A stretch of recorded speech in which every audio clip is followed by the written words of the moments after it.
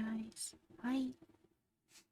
I totally did not take a nap on accident. I always forget to wake up on time. Hi, Ren. Hi, Sonia. Hi, Nap. Scared of 9-foot tall people? But the 9-foot tall people that are females are pretty great. Yeah, I agree. How are you guys doing? Hi.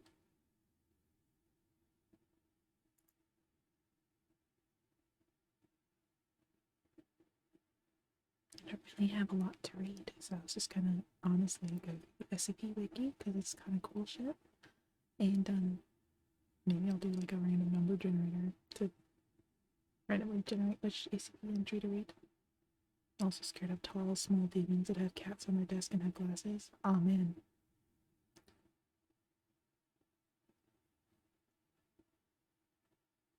So I think you just woke up. Don't make me fall asleep with my soothing voice. Well, guess what? My voice is not that soothing, I don't think.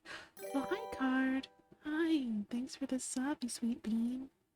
I forgot to turn the alert box off. Or at least the sounds. There we go. And also have a distorted mic.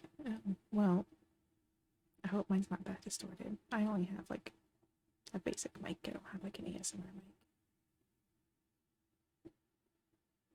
If it sounds too bad, then I can do something else instead of this stuff.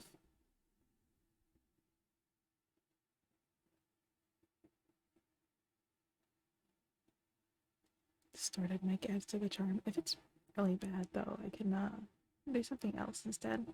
We'll actually play a game or something. Because I know it's not the best setup. I don't really have the best ASMR setup. I just was told, you know, my voice is nice, so I'm gonna try it out. This is only my third ASMR stream. Also scared of people with TTs. Man, what a rough life. Being scared of all the good shit.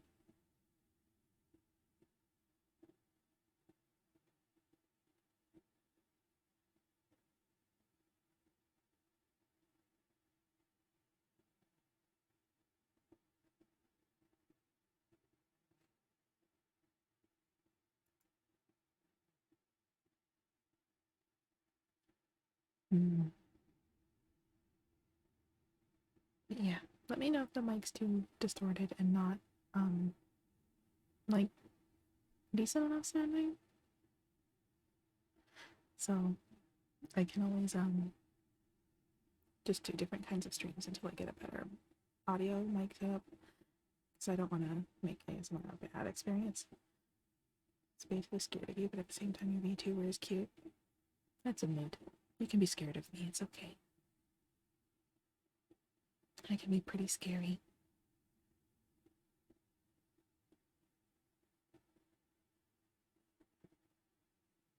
Hmm.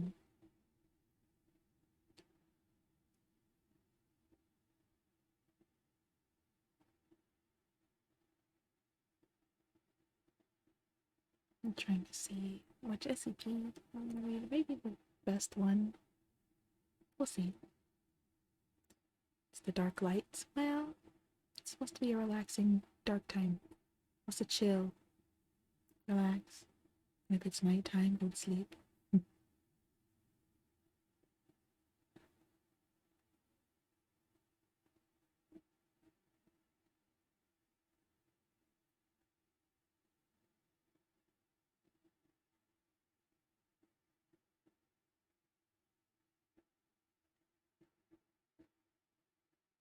No sleepy, only manic. We have a good stream. You'll be in and out from work. Okay, Card. Thanks for stopping by. Don't have too much of a hard time. I hope your evening goes well, okay? Building magic. Well, I don't have any magic. I'm a pretty boring demon.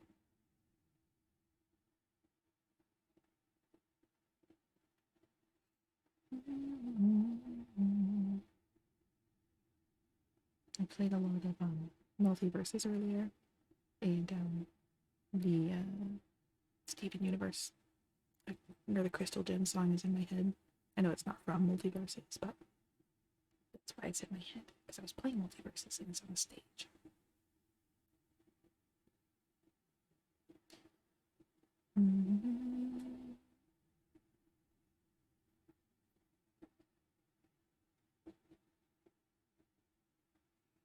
If ASMR doesn't do it for you guys, I can always stream that instead.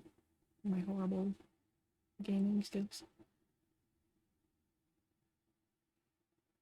Because I could always wait to do ASMR if it's really bad.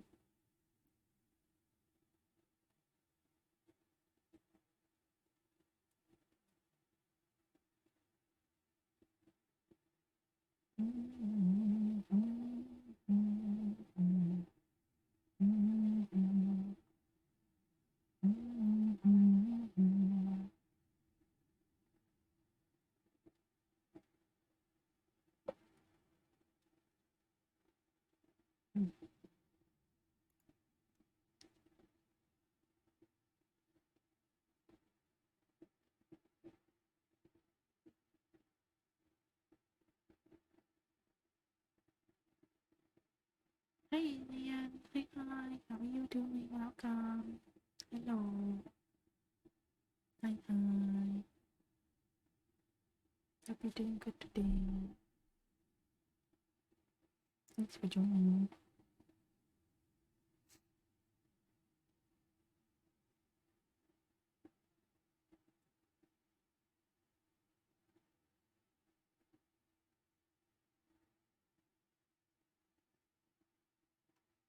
I'm gonna read this SCP entry because it seems kind of interesting.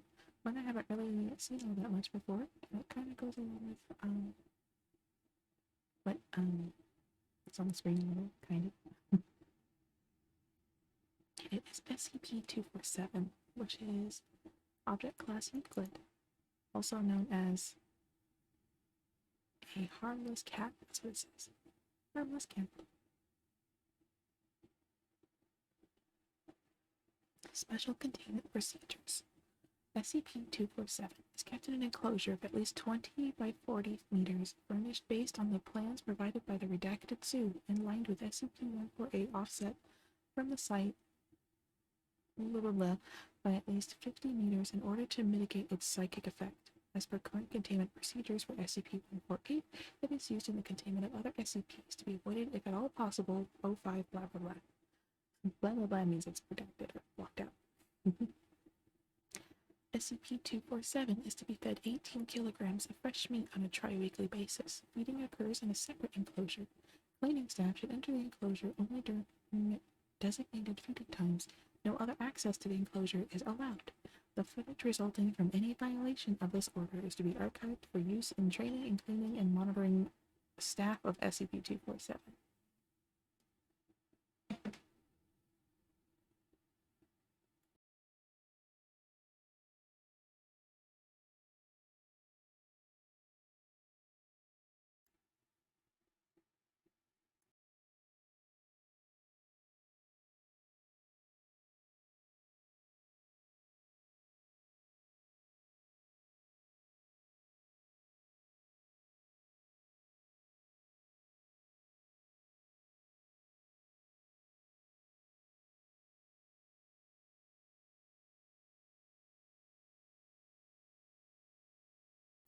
Sorry, guys.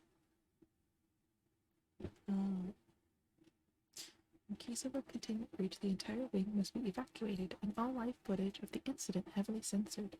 The area SCP-247 occupies will be sealed off and gassed, followed by the return of SCP-247 to containment. If for any reason this should become impossible, a retrieval team will be sent in armed with heavy tranquilizer rifles. Retrieval team agents must be specially selected for high reflexes, excellent marksmanship, unquestioning obedience, and low empathy scores.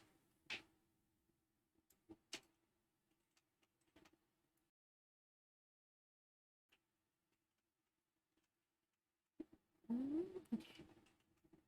Description of SCP-247. SCP-247 is a Bengal tiger, which to all observers appears to be a harmless cat, which is a juvenile female, with an orange and black striped coat resembling that of a tiger. Remote feeds and still photos also show this illusion, although it is unknown whether the photo itself is affected or merely the observer. SCP-247's true nature has been confirmed by analysis of weight, water displacement, and dental mounds made from bite marks. It is unknown exactly how SCP-247 generates the illusion. There are two components to the illusion. First, a I don't know this word. Sorry. Mimetic effect that changes the perceived image of SCP-247 to that of a kitten. And second, a psychic component which radiates outward from the subject, diminishing according to the universe square law and reaching half strength at meters. Any sentient being within this field under the impression that SCP-247 is completely harmless regarding of prior knowledge or experience. Individuals in this field also show extreme reluctance to harm or allow others to harm SCP-247, even while being actively harmed by the subject. The psychic field can be blocked with SCP-148 or avoided by striking from well outside its effective range. The mimetic effect is not blocked by SCP-148, as of yet no one has been able to see SCP-247 as anything but a small striped cat. Typically, SCP-247 will begin to purr or mew when approached by a human. The human will remark that this is adorable and approach to pet the subject. This has been observed even in persons who strongly dislike cats. SCP-247 has been shown to accept affection from its victims or upwards for 7 minutes before disemboweling or devouring them. So like a regular cat. Except a regular cat doesn't totally disembowel or devour you, just bites the heck out of you. That's what a cat does. Doesn't really bite the heck out of you, but it is playful. Genetic analysis shows straight deviation from a typical Bengal tiger's genotype, indicating possible contamination data expunged. All further breeding experiments require O5 level approval. This resulting, the high births have designated 2471. See Experiment Log 247A-14 for more details. Addendum 247A. A series of tests A series of tests in exposing SCP-247 and the control subjects to various non-human animals. Control testing took place in an exact replica of SCP-247's enclosure. Control A is a yellow kitten matching SCP-247's apparent size and age. Control B is a fully grown Bengal tiger matching SCP-247's actual weight. Experiment Log 247A-01. This was sometime in 2010. The rest is expunged. Test subject, a mixed breed dog, mostly terrier, a known cat chaser.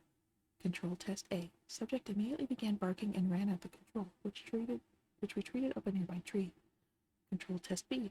Subject cowered in the corner as far from the control as possible. Control took no notice of the subject. Results. Subject ran toward SCP-247, barking loudly. At approximately 5 meters away, the subject slowly started to halt and become silent.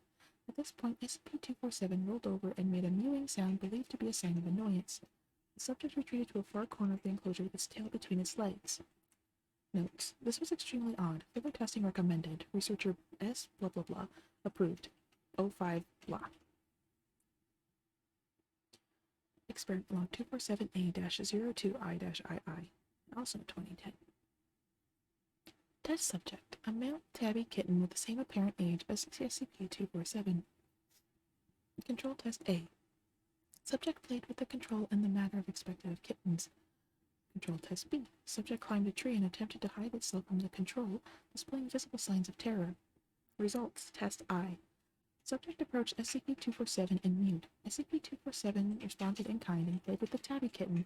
The resulting footage is extremely odd. At one point, SCP-247 lifts the subject, which appears to be the same size as SCP-247, with a single forepaw, which at another point, SCP-247 lifts the subject with its mouth, clearly showing that its mouth is much larger than it appears to be. The leading researcher characterized it this adorable, but remarked that it gave him a headache. Due to a faulty recorder, this test had to be repeated. Test II. Subject approached SCP-247 as above.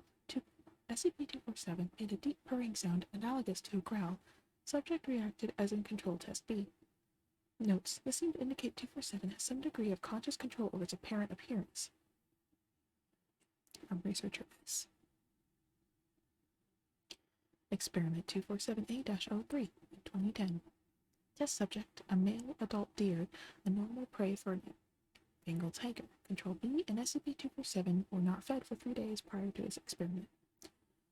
Control Test A. A subject grazed. Control fell asleep 2 minutes into the experiment. Control Test B.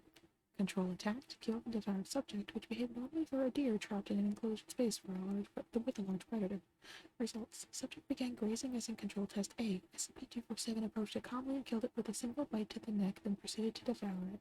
This was repeated without 247 being forced to fast. SCP-247 completely ignored the subject for over a day before apparently becoming hungry and killing it again with a single bite.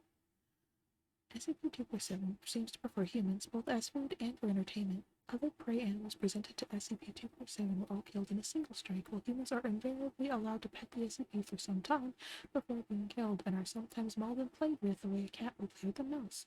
Furthermore, the SCP has killed every human it has had the opportunity to kill, regardless of hunger. Harmless cat bite butt. This is just a cat. Experiment log 247A-08 in 2010. The test subject is an adult female chimpanzee. Control Test A. Subject and control ignored one another. Control Test B. Subject retreated to a tree, showing some signs of unease. Control displayed some curiosity towards the subject but did not attack. Results. Subject approached SCP-247, made noises identified as signs of affection, and began to groom SCP-247. SCP-247 allowed the subject to groom it for over an hour, then messily killed and devoured it. Notes. This seems to be a typical reaction to unfamiliar prey animals. It seems to prefer to prey on apes with advanced social behavior. Experiments with gorillas and other social apes have been shown similar results. Especially, SCP-247 is a large predator that has somehow adapted to take advantage of the largest available food source, humans. We should investigate all future reports of man-eating tigers in case there are more of these things. Researcher S. Experiment log 247A-12 in 2010. Test subject, an adult female grizzly bear. Control Test A. Control fled up a tree in terror, subject ignored it. Control Test B. Subject and control acted nervously and gave one another as large a berth as possible. Results. Initially, subject and 247 ignored one another. At one point, subject came very close to SCP-247, resulting in SCP-247 giving a warning growl. Subject responded with hostility. Test awarded due to possible harm to SCP-247. Subject tranquilized by Foundation personnel and subsequently killed by SCP-247. Notes. Future tests involving animals potentially capable of killing or injuring a Bengal tiger are cancelled. Researcher S. Experiment log 247A-13 in 2010. Test subject, an adult female Bengal tiger. Control Test A. Control fled up a tree in terror. Subject ignored it. Control Test B. Subject and control greeted one another, established the order of social dominance, and both fell asleep. Results. Identical to Control Test B. Interestingly, SCP-247 has the beta animal in this interaction. Researcher S. Last experiment log 247A-14 in 2010 as well. Test subject, an adult male Bengal tiger. Control Test A. Control fled up a tree in terror. Subject ignored it. Control Test B. Omitted recorded a normal Bengal tiger mating behavior substituted. Results, as expected based on Control B, data expunged. Notes. Researcher S has been removed from the subject for lax security in his experiments, although in light of his injuries, further disciplinary measures have been deemed unnecessary. Data expunged, which seems to have benefited from a form of hybrid vigor, has been designated SCP-247-1. Considering the SCP-247 is likely to have bred naturally in the wild, Mobile Task Force Iota-5, also known as Tiger Bait, has been formed and assigned to hunt down and contain or destroy all incidences of the hybrid 247-1. Neo 5 Council. Wow. That is one little kitty cat. It also just looks like a kitty cat.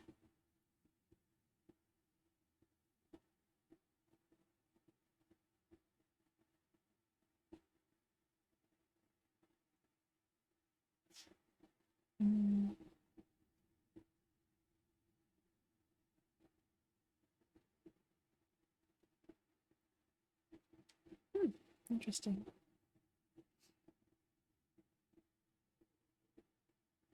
This next SCP is one of the best SCPs in all terms of the word. And it is probably the safest SCP you could ever think of. If you know what I'm talking about, then you already know what I'm going to say and what I'm going to read about. Also, if any of you have suggestions for what to say or read during this ASMR stream, just let me know. And if it is easily accessible for me to do, and if it's possible, I will go ahead and do that. However, I'm just going to be reading SCP entrants for now. I'm not going to be reading all of them, of course, but all of them that I find interesting or whatever.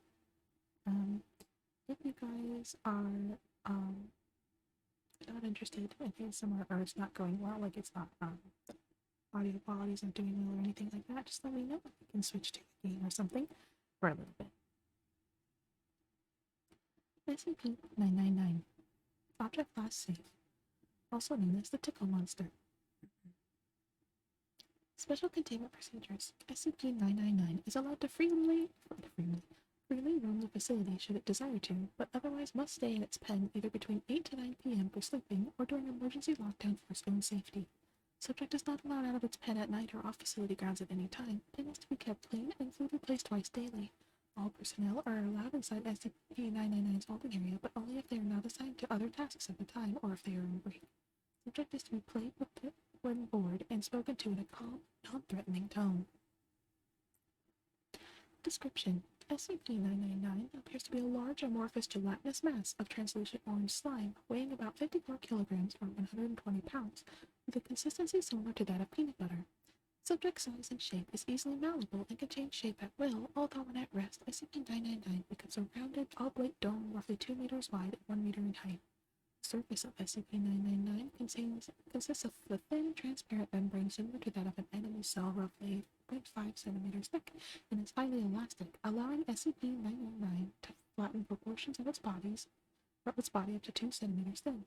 The surface is also hydrophobic. Although 999 can willingly absorb fluids, the rest of SCP-999's body is filled with a viscous orange substance of chemical makeup, though it is capable of digesting organic material with ease.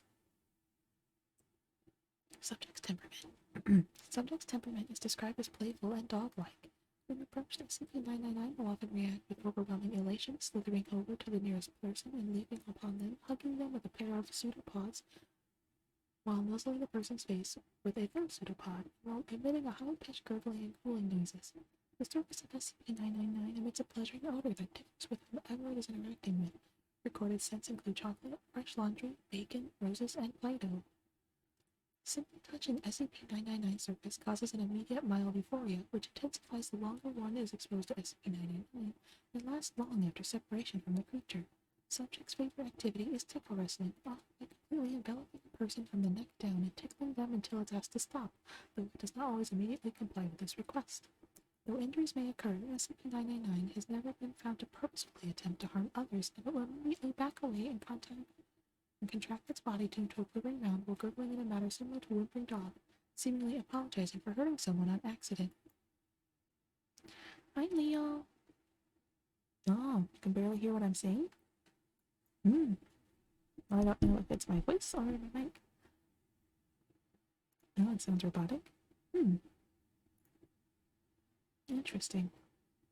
I'm not too sure as to why it's doing that. Let me see.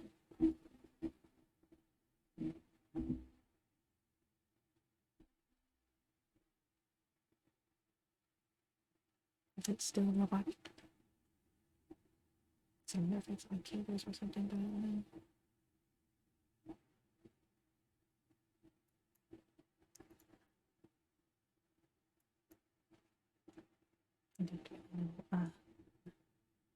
Why it's robotic. It's at the moment.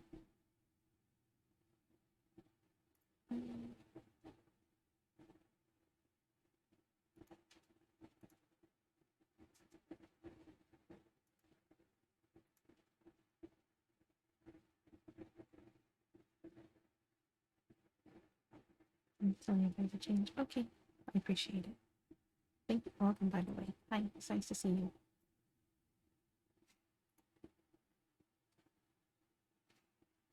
SCP-999 will interact with anyone that seems to have a special interest in those who are unhappy or hurt in any way. Persons suffering from crippling depression or PTSD, for example, have reported having a far more positive outlook on life after multiple interactions with SCP-999. The possibility of manufacturing antidepressants with SCP-999 slime is currently being discussed. In addition to its playful behavior, 999 seems to love all animals, especially humans, refusing to eat any meat and even risking its own life to save others. On one occasion, leaping in front of a person to take a bullet fired at them, subject's intellect is still up for debate, though its behavior is infantile. It seems to understand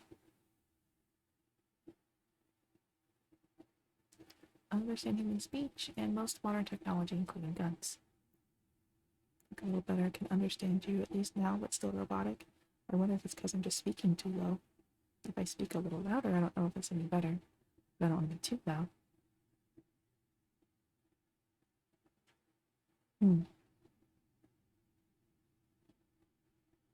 Maybe if I speak a little louder, it'll be a bit better. I'm not too sure. I wonder if it's me just speaking too low. I do have just a USB mic that is, I got like a year or so ago. I don't really have an ASMR audio mic, or a really good, like, technically recommended or professional ASMR setup. So, if anything, if this is like too just like disorienting or whatever, I can just wait to do ASMR streams until I get that kind of setup, whatever that is, and just keep to gaming streams. Whatever works best. SCP-999's diet consists entirely of candy and sweets, with M&Ms and Necco wafers being its favorites. Its eating methods are similar to those of an amoeba.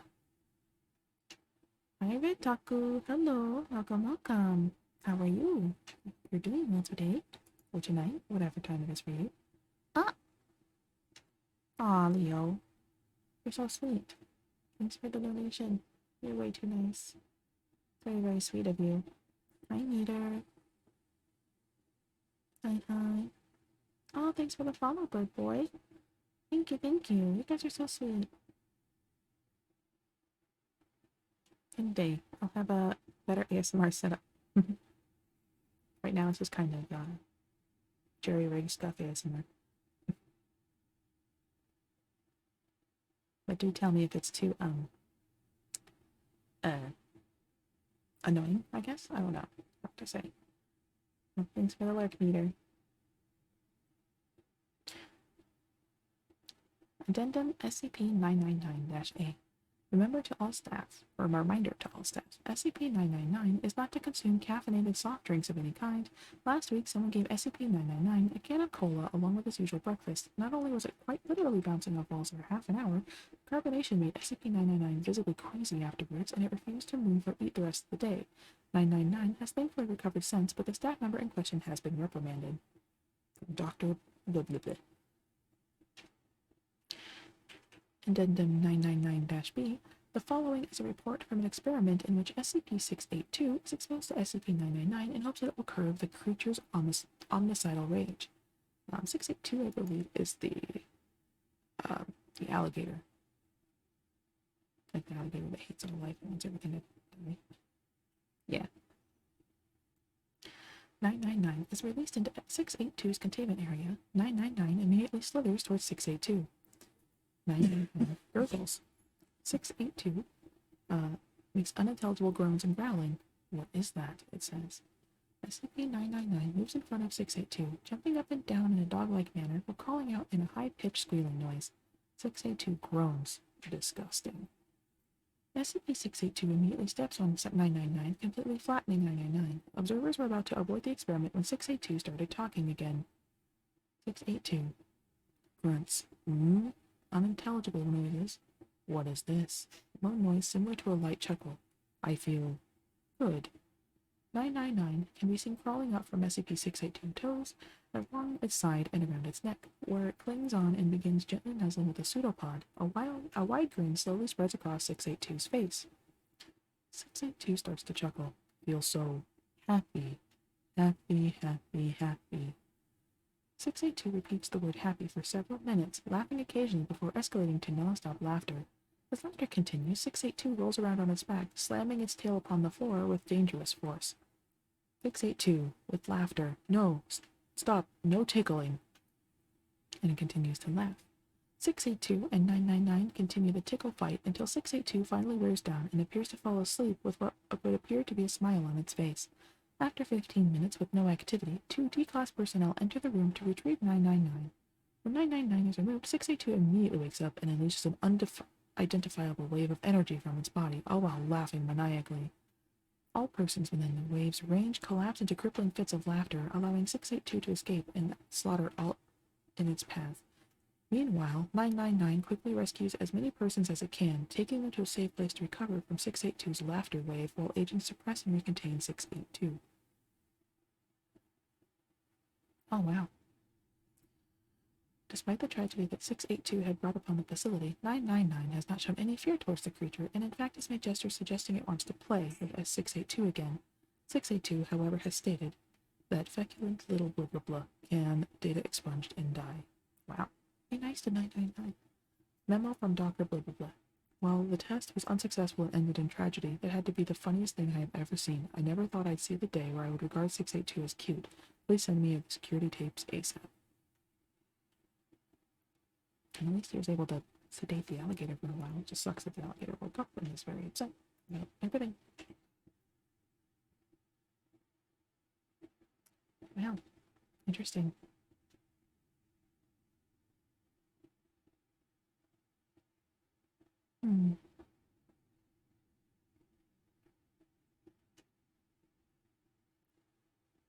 Let's see. I'm trying to think for other ones that might be interesting to read, but nothing too horrifying, I guess. Unless you guys want super scary, horrifying ones, then you can definitely read some of those.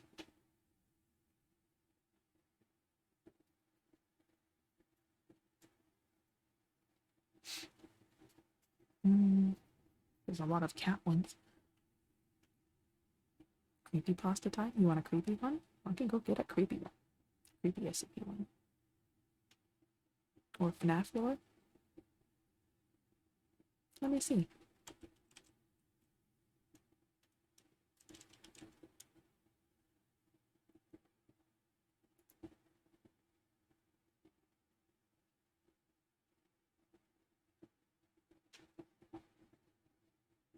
Do you have any suggested creepypasta at all?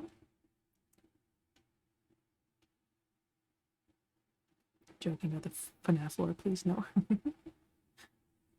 mean, I could.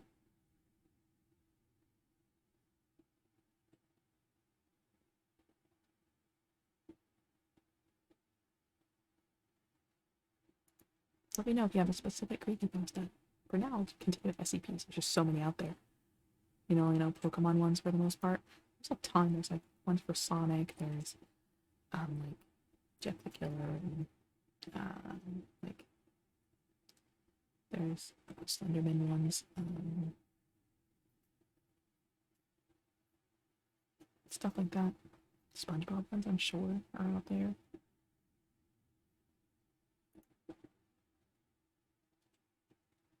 There's a bunch.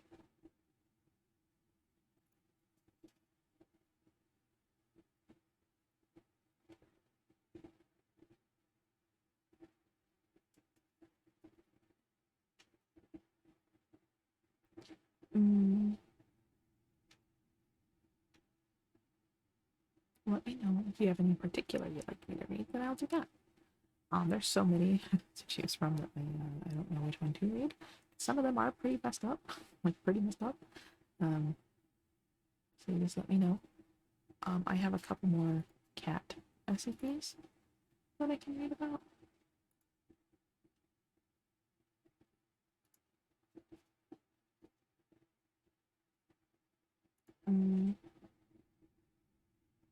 Yeah.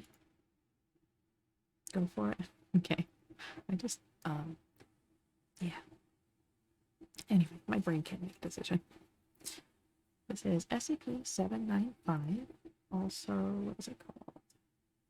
I just clicked away on accident. No. 795 is also known as the reality bending cat. Got nothing. Why you suggest? Rah, I'm just kidding. 795. Object Class Euclid. Special Containment Procedures. 795 is to be contained in a 75 meter by 5 meter area divided and secured with clear plexiglass walls containing locked doors as follows. One wall door at 5 meters from the far end of the room. 795 lives in the 5 meter by 5 meter space thus created. One wall and door at 35 meters that defines the outer limit of the area that SCP-795 can affect while contained in Area A. Area C. One wall/door at 65 meters. Area C may be used safely for observation while 795 is contained in Area A, but must be cleared if an interaction is taking place in Area B. Area D. A standard containment door at 75 meters. This creates a 10 by 5 meter area where SCP-795 can be safely observed or released into Area B. 2 Level 1 guards are to be posted in Area C. They should move to Area D if SCP-795 is in Area B for an experiment. Due to injury potential, non-D-Class personnel are not permitted to interact directly with 795. An automated food and water dispenser and litter changer have been installed in Area A to limit unnecessary contact with 795. If necessary, 795 may be tranquilized from a distance and then safely handled.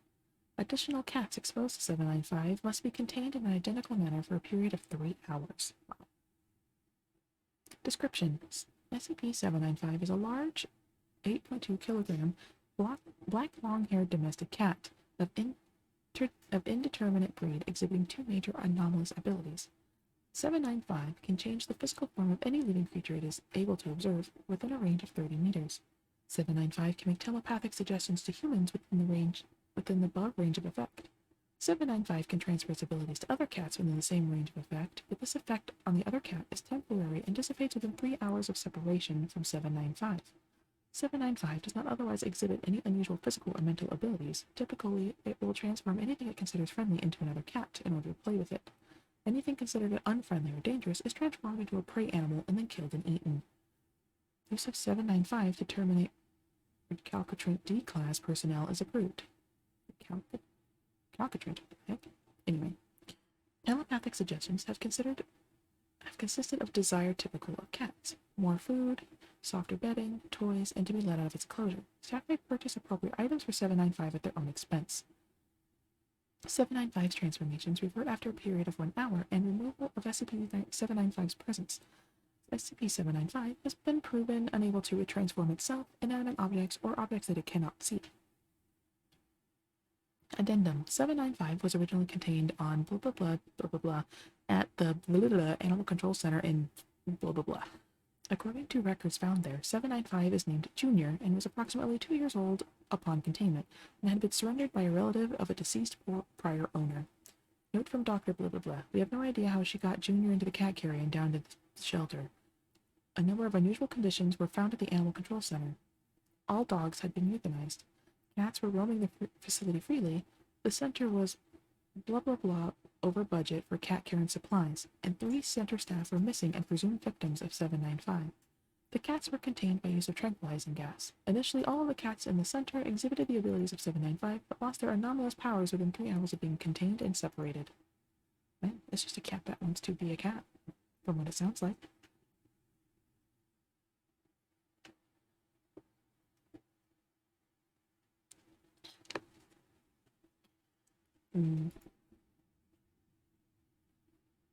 796 is called the River Cat.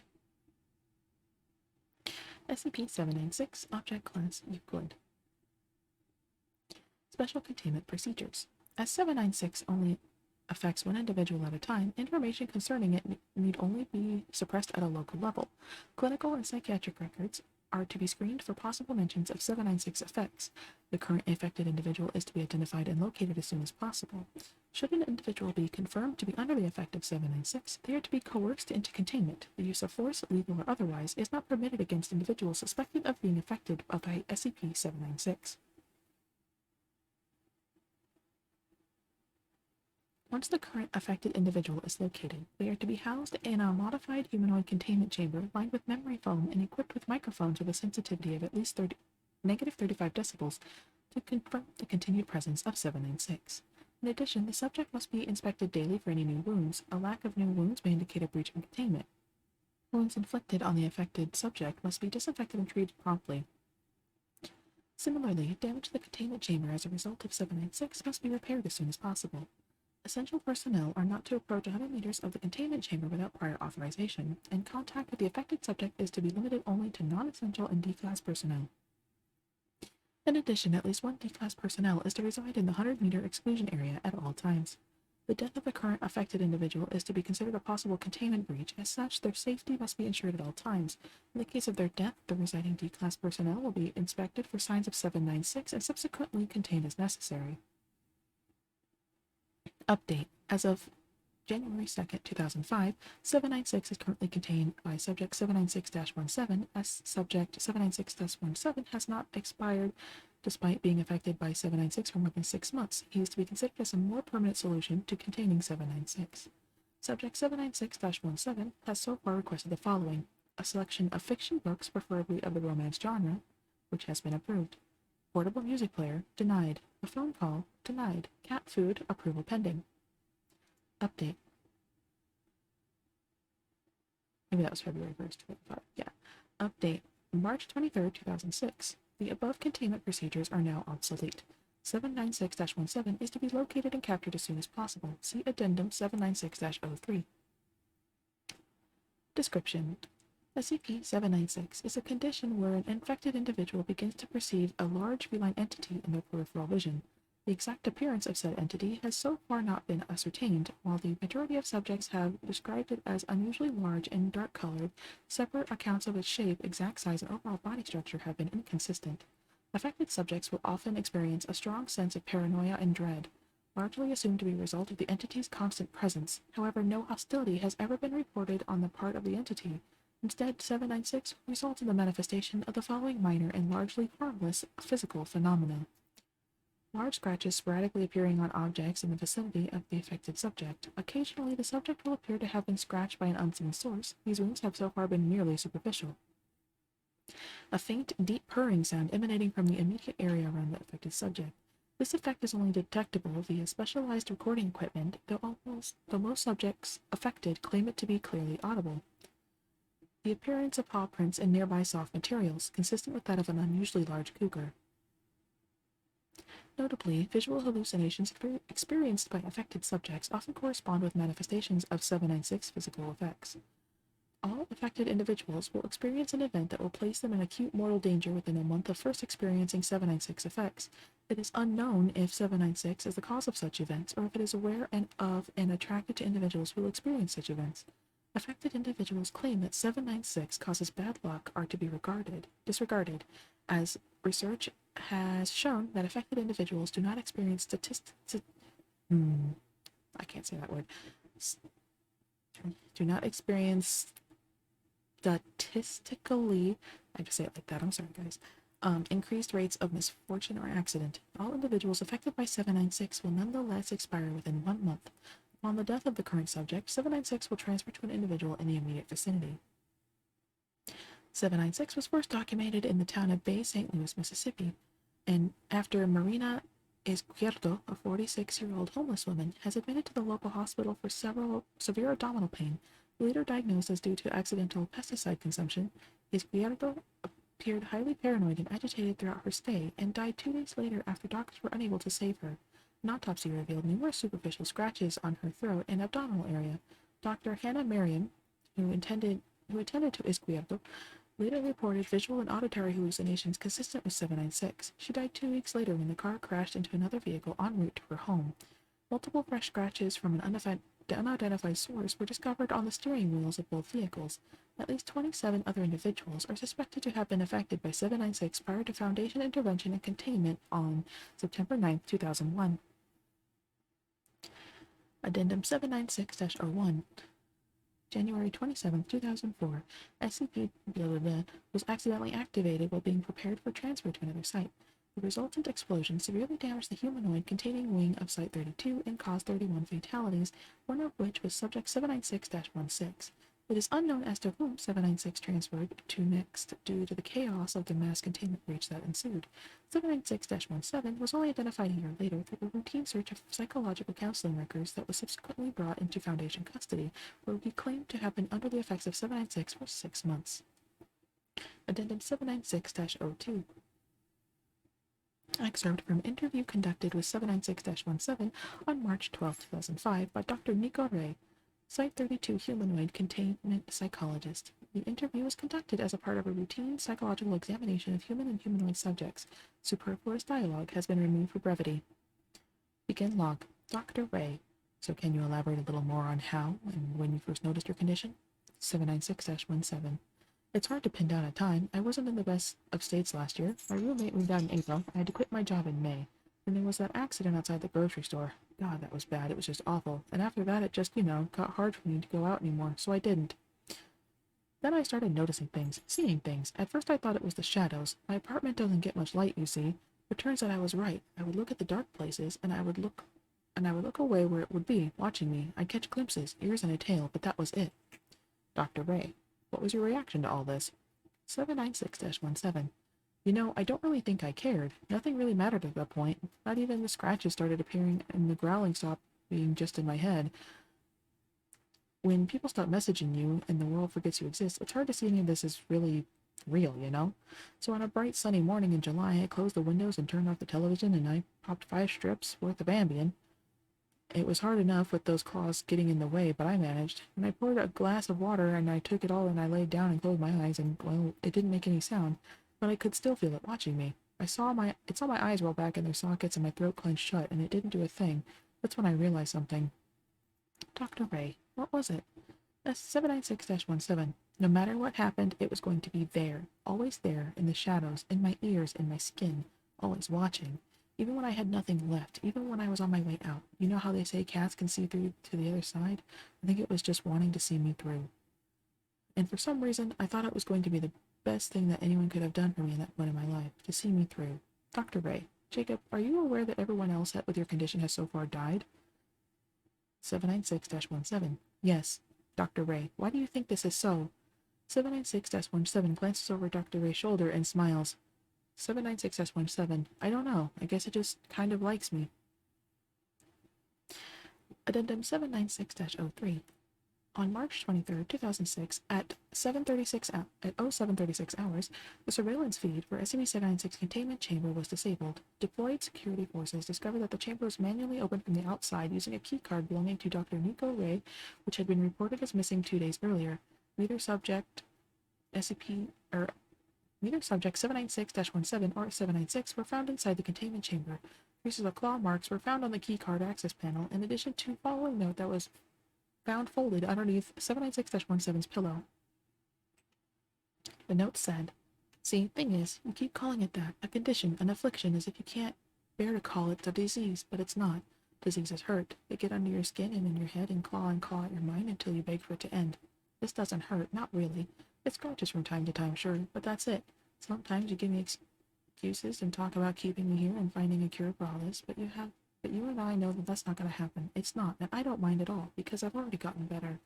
I'm sorry I have to leave. 4 blank walls and a locked door isn't much different from what I'm used to, but there's been so much I want to do, and the cat can't stay in here forever. It's not really the indoors type." Now, so, the shadow cat that's always in your mind?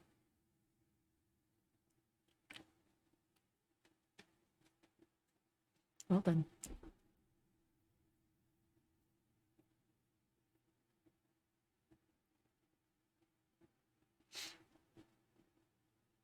Interesting.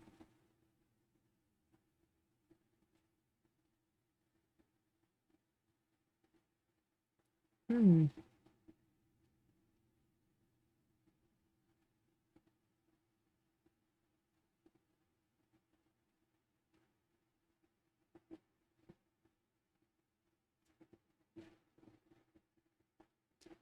Let's see what else.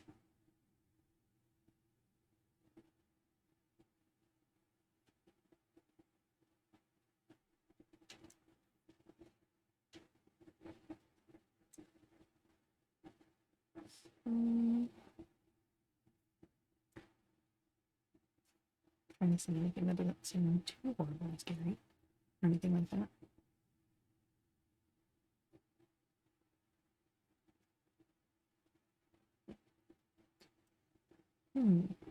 There's that one.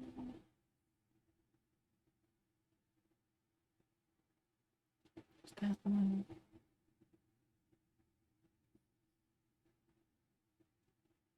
That one is white. Alright. You guys doing okay? You guys are okay.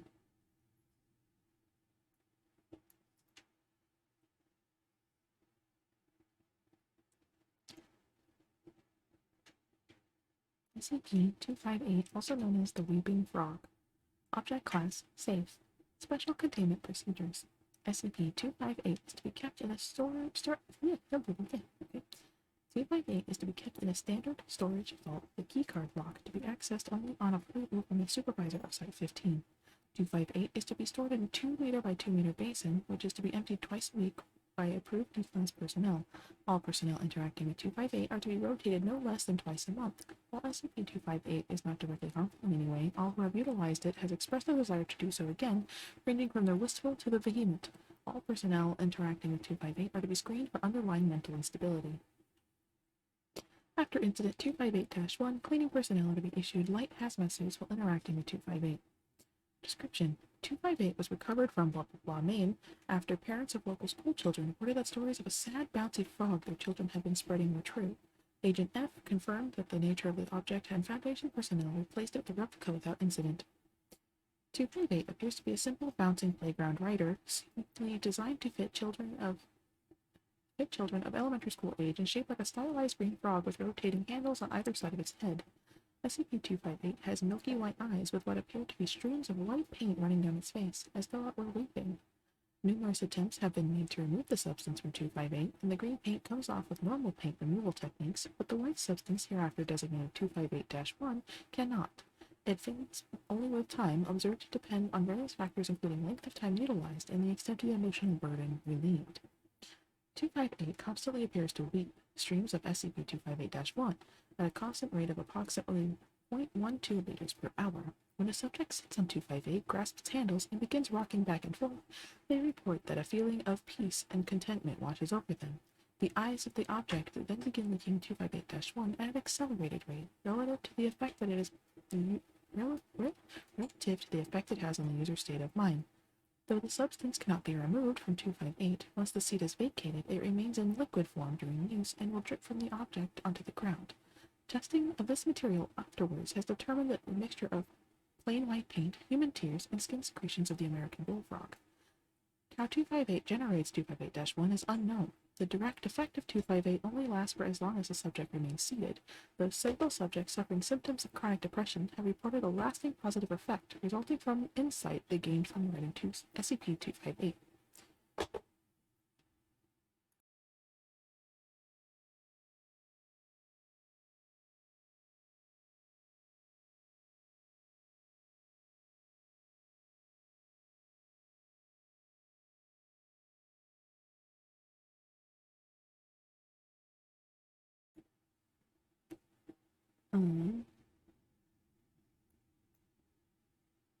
Really making me want to play SCP? Well, go for it.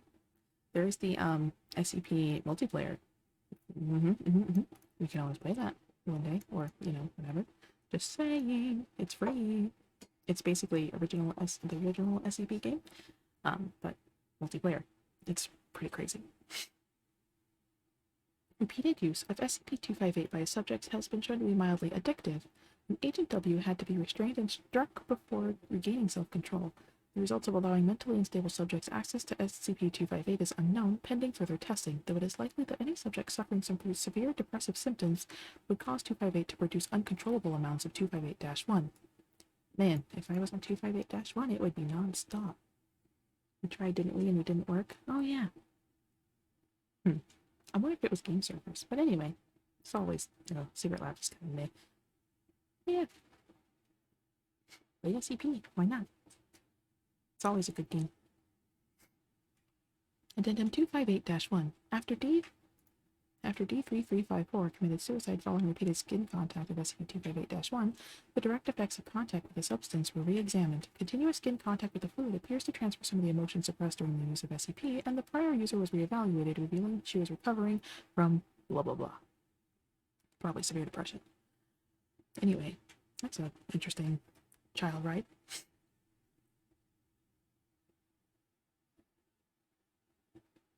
This one's interesting. What was 245? Oh, this is interesting.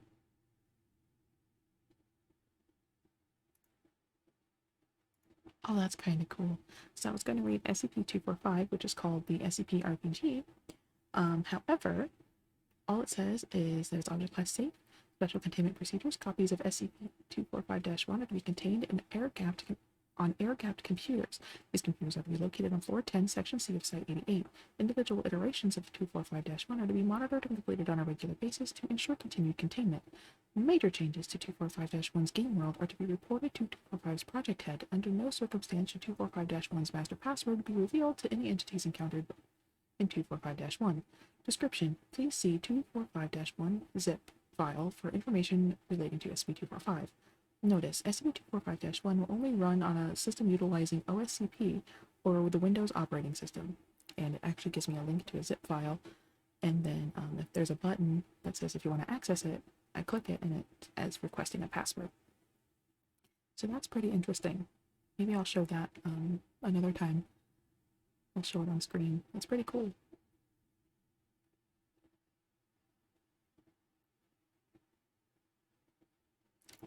But now we can do like this other one called the extra dimensional fish.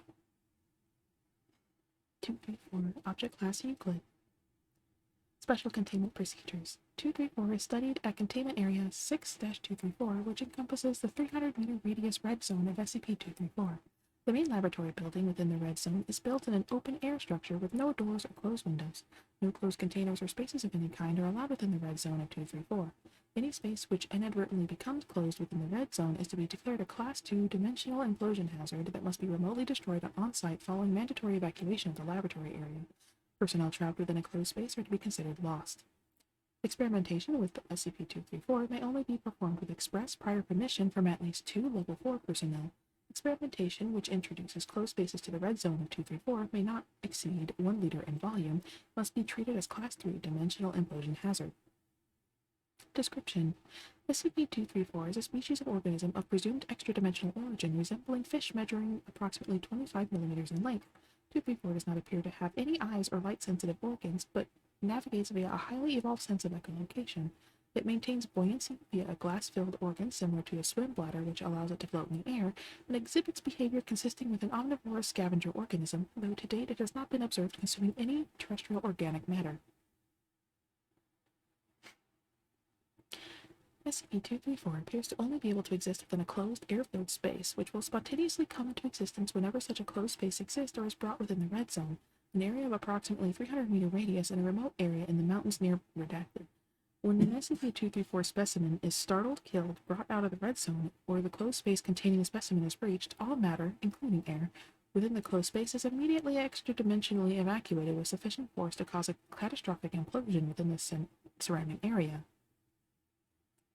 234 was discovered following a series of incident reports and disappearances of backcountry hikers near Redacted.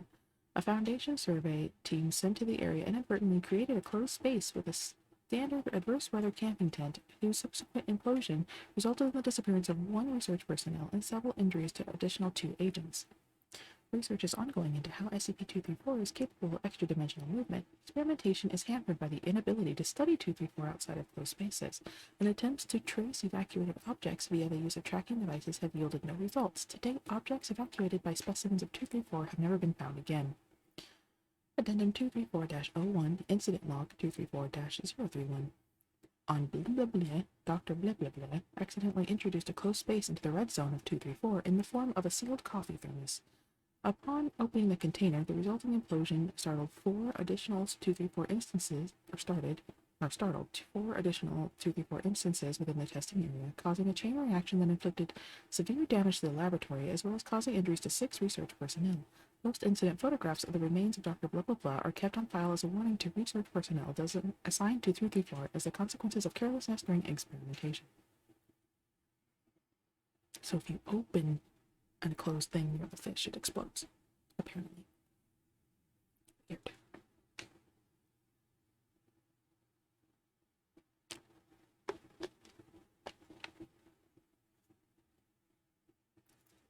And this one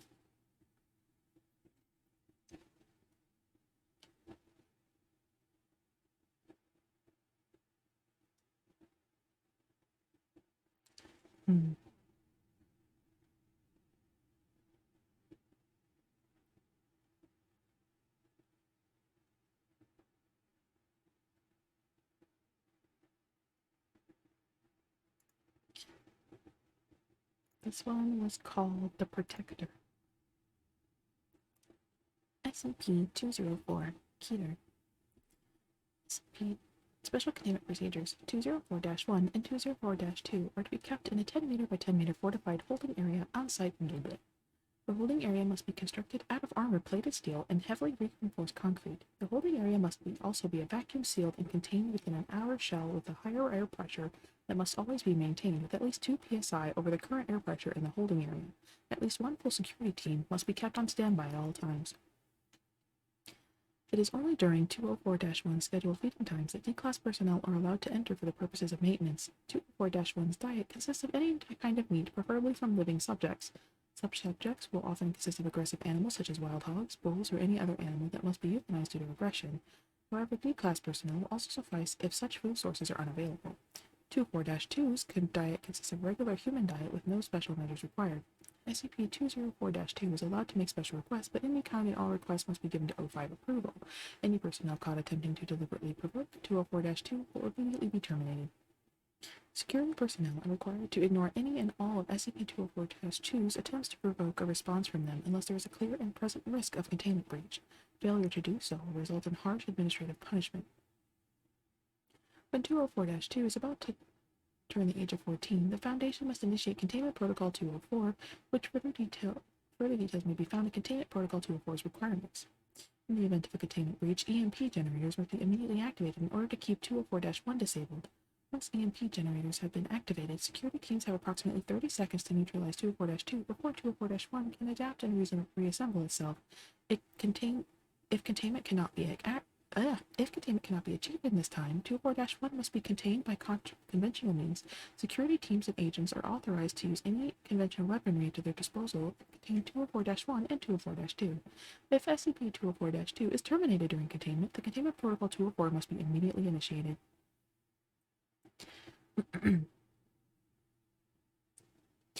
Description: 204-1 is a semi-organic nanomachine colony that follows 204-2 as a form of protector. 204-1 spends the majority of its time in a dispensed cloud where it's almost impossible to perceive with normal human senses.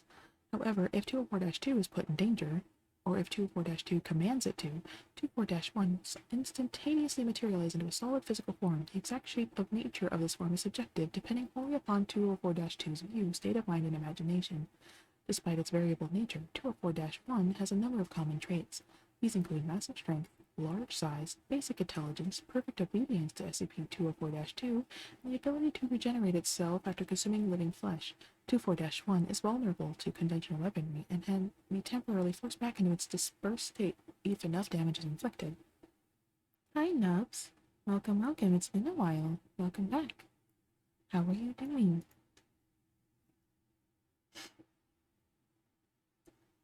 SCP-204-2 is always a child, ranging from 4 to 14 years old.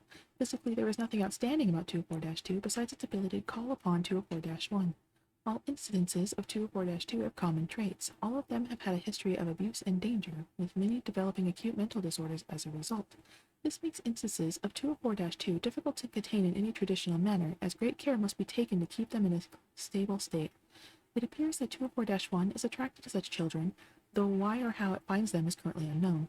204-2 is terminated or reaches the age of 14, then SCP-204-1 will abandon it and find a new child to imprint on. As a form of self-preservation, if 204-1 cannot find a suitable child, it will immediately materialize and go berserk, attacking anything in sight. Yeah, I've been busy but good, and you? I'm doing alright. Doing pretty good. Doing more streaming lately. Had a pretty busy past couple months, but you know, everything's good now. Just doing some ASMR-ish reading. I say ASMR-ish because it's not really a full professional ASMR setup, but it is like just quiet, hushed tones while I read stuff. And right now it is SCP entries. Once 204-1 finds a suitable candidate to protect, it immediately imprints upon 204-2 and will follow it until 204-2 expires or until 204-1 decides to leave on its own accord. At first, 204-1 appears benign, protecting 204-2 from other threats. However, though Through careful study and observation, it has been noted that all incidences of 204-2 begin to adopt much more aggressive, danger-seeking behavior with little regard for human life. It is theorized that 204-1 is able to manipulate 204-2's thought process in order to behave in a fashion that would benefit it. It is assumed that since 204-1 requires organic flesh for sustenance, it needs 204-2 to be in danger in order to justify its activation. See Addendum 1 for further details. Addendum 1. There have been numerous recorded incidences where it is believed 204-1 has been involved. The first such recorded incident was when a car was found in a residential street completely torn apart and covered in partially devoured human remains. Similar incidences occurred until agents managed to track SCP-204-1 to where they made contact to the first recorded incarnation of 204-2. It took 3 more attempts and numerous casualties before 204-1 and 204-2 were successfully contained. The interviews with 204-2 revealed that it seemed to feel a need to experience danger, such as standing in traffic or provoking hostile responses from others. When questioned on its reason, SCP-204-2 simply replied that 204-1 allowed it to. Containment Protocol 204. In order to keep 204-1 successfully contained, it has been necessary to keep a permanent stock of candidates to replace 204-2 in the event of the current one is terminated or abandoned. Ideally, all candidates should be orphans between the age of 10 with a history of abuse. However, in times of need, Article 12 of Containment Protocol 204 may be authorized to allow candidates that don't meet specific requirements. They'll be put under supervision of caretakers, which will consist of D-class personnel convicted of violent crimes, child abuse, and with Foundation staff present to prevent inadvertent termination of candidates. Oh, that's fucked up. They put children with abusive people, so that's fucked up. If 204-2 successfully reaches the cutoff age of 14 years and 204-1 abandons it, the former 204-2 must undergo rigorous anesthetic treatment and thorough physiological examination before reintegrating into a government foster program. It is deemed that the former 204-2 cannot be successfully reintegrated, then the subject must be immediately terminated. What are you reading? It sounds kind of scary. SCP entries. If you don't know what SCPs are, they are anomalous entities.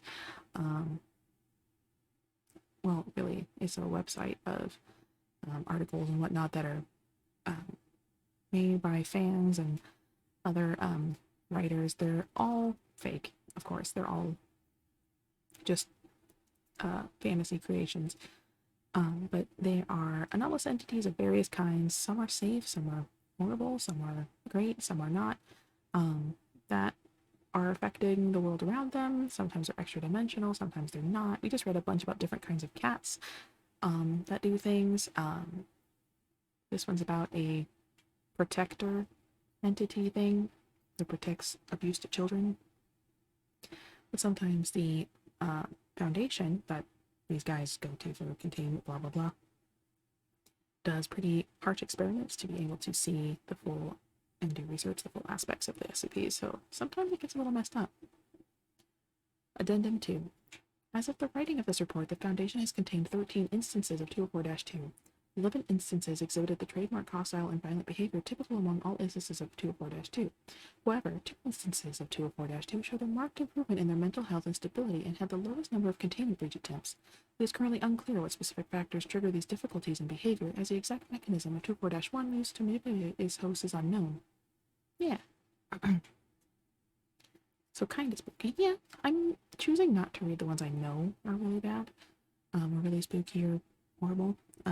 I don't know all the SCPs because there's like literally thousands, but the ones that I know of that are not really chill, I'm choosing not to read, or the most common ones. Addendum 3. Though there is evidence to suggest that 204-1 may be sentient, or possibly even sapient, all attempts to communicate directly with 204-1 have resulted in failure. Currently, the only feasible method of communicating with 204-1 is to use 204-2 as an intermediary. Unfortunately, the violent tendencies and hostile behavior exhibited by nearly all instances of 204-2, as well as their questionable mental stability, make the approach highly unreliable. To date, Article 12 of Protocol 204 has not been enacted in any form, so that's good.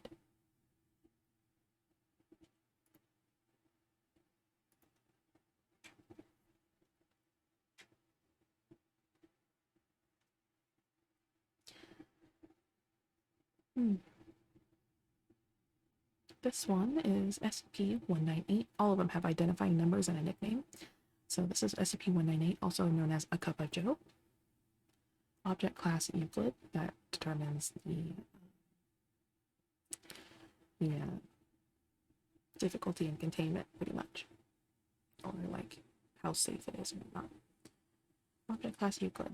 Special containment procedures. 198 is located in a secure room of site blah blah blah with armed guards posted outside to prevent any unauthorized access. SCP-198 is to be stored under 24-hour video surveillance in a sealed and locked case, and the key kept in a secured location accessible only to those personnel with level 3 clearance and above. Under no circumstance are any Foundation personnel to handle 198. All handling of SCP-198 is to be done via remote robotic means or by D-Class personnel subjects only. In light of Incident 198-A and Incident 198-B, Object Class has been elevated to Euclid and Containment Protocol 198 has been established. 198's case must now be kept on a digital scale attached to an alarm system with redundant backups for power in a secure room.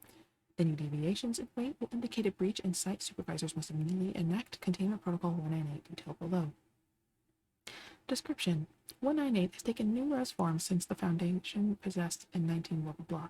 Since acquisition, SCP-198 has been observed to have had dozens of different forms, including a styrofoam cup, brand glass beer bottle, and brand aluminum soda cans, an oversized shot glass that read 1 tequila, 2 tequila, 3 tequila floor, a plastic water bottle with a blah blah label partially peeled off, and data expunged. These forms always appear partially filled at the expected liquid a vessel of that type would contain. Currently, SCP-198 appears as an ordinary white porcelain coffee mug with blue vertical stripes evenly spaced around its exterior. There are no visible manufacturer markings or otherwise remarkable details about this appearance in its current form. The object has resisted all attempts at destruction or sampling from further analysis. When inactive, 198 can hold the expected 240 milliliters of liquid that any standard coffee mug would hold. Anomalous behavior does not manifest until a live human being grasps 198 to hold it. Approximately 2 to 5 seconds after the SCP is held, it will instantly bond itself through unknown, albeit painful means to the handler's hand or hands. Test subjects have reported the pain of bonding with 198 as a searing or fiery sensation, though no heat can be detected by outside observers or instruments. The use of gloves or other barriers between the object and the hand does not prevent the bonding process so long as the subject can still grip 198. Extensive testing has revealed that the bond appears to be at a molecular level and is permanent until the death of the holder. To date, no means have been found to break the bond, including cutting or severing the fingers or hand of the holder, as any wounds below the wrist of the test subject heal instantaneously. Further proposed testing of the range of healing up the handler's arm is pending approval. Once bonded, any liquid inside 198 will disappear and the container will inexplicably begin to fill from the bottom up with a fluid or semi-solid material, stopping only once it reaches the top of the container. The liquid or semi-solid is different for each holder, and it has to date been a bodily fluid or human excretion in each test instance. Such instances have included human saliva, sweat, blood, bile, mucus, blah blah blah, as well as combinations of 2 or 3 or more. Once 198 has filled, the holder will undergo rapid dehydration and or emaciation, becoming increasingly malnourished to the point of death, which usually occurs within 24 hours if nothing is done to prevent it. Ingestion of standard foods, liquids, or IV supplied nutrients does nothing to reverse or slow this process. Testing has revealed that only means by which the subject can gain nourishment is by consuming the contents of 198.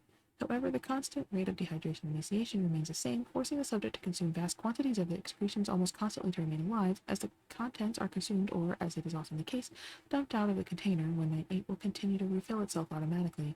Test subjects have lasted as long as 70 hours by consuming the excretions before finally succumbing to exhaustion or refusing to consume any more of the contents, which invariably leads to death.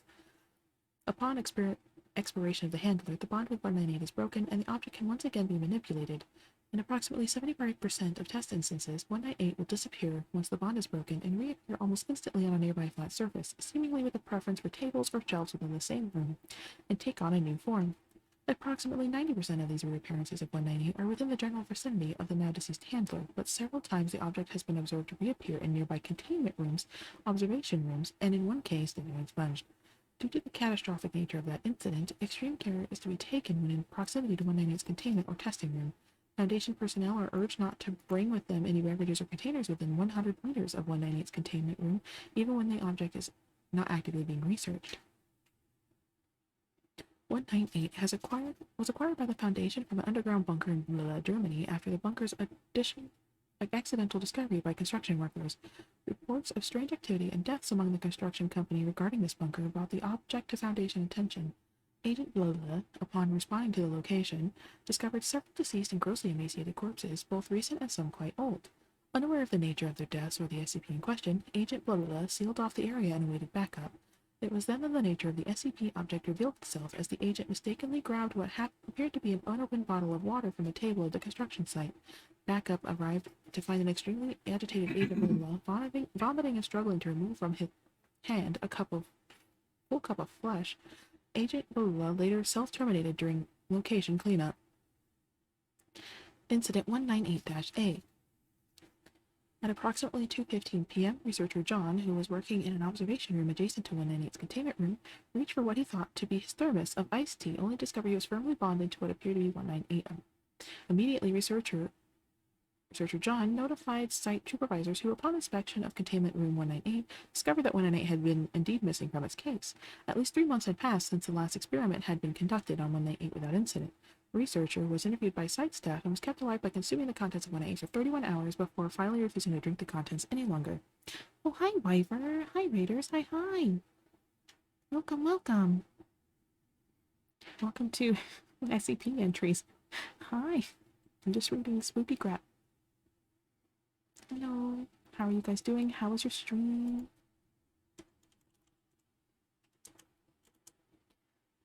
I'm playing God of War. Nice. Playing Boy. How was it? Did you guys have fun? Did you beat the game? Good. Glad you had fun.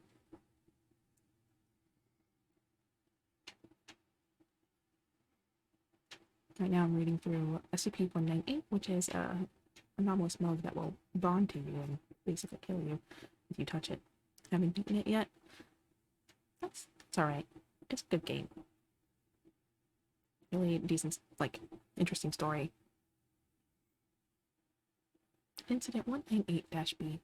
At approximately 8 a.m., security guard Albert stopped to get a cup of coffee from a break room later determined to be located 3 floors underneath and 2 hallways over from 198 containment room. The guard found himself bonded to his SCP-198 when he attempted to grab a bottle of dairy creamer from the break room refrigerator.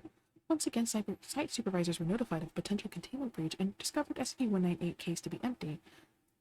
Guard Albert was interviewed and chose to self-terminate rather than consume any of the contents of SCP-198. Immediately after Incident 198-B, site supervisors determined the object class should be raised to Euclid, and Containment Protocol 198 was created to handle future containment breaches. Containment Protocol 198 is to be executed immediately by site supervisors after a containment breach of 198 is detected. In the event of the alarm attached to SCP-198 scale is sounded, Site Lula is to be locked down and all personnel are to immediately avoid any beverage containers and evacuate the facility until 198 can be located and properly secured. Interesting.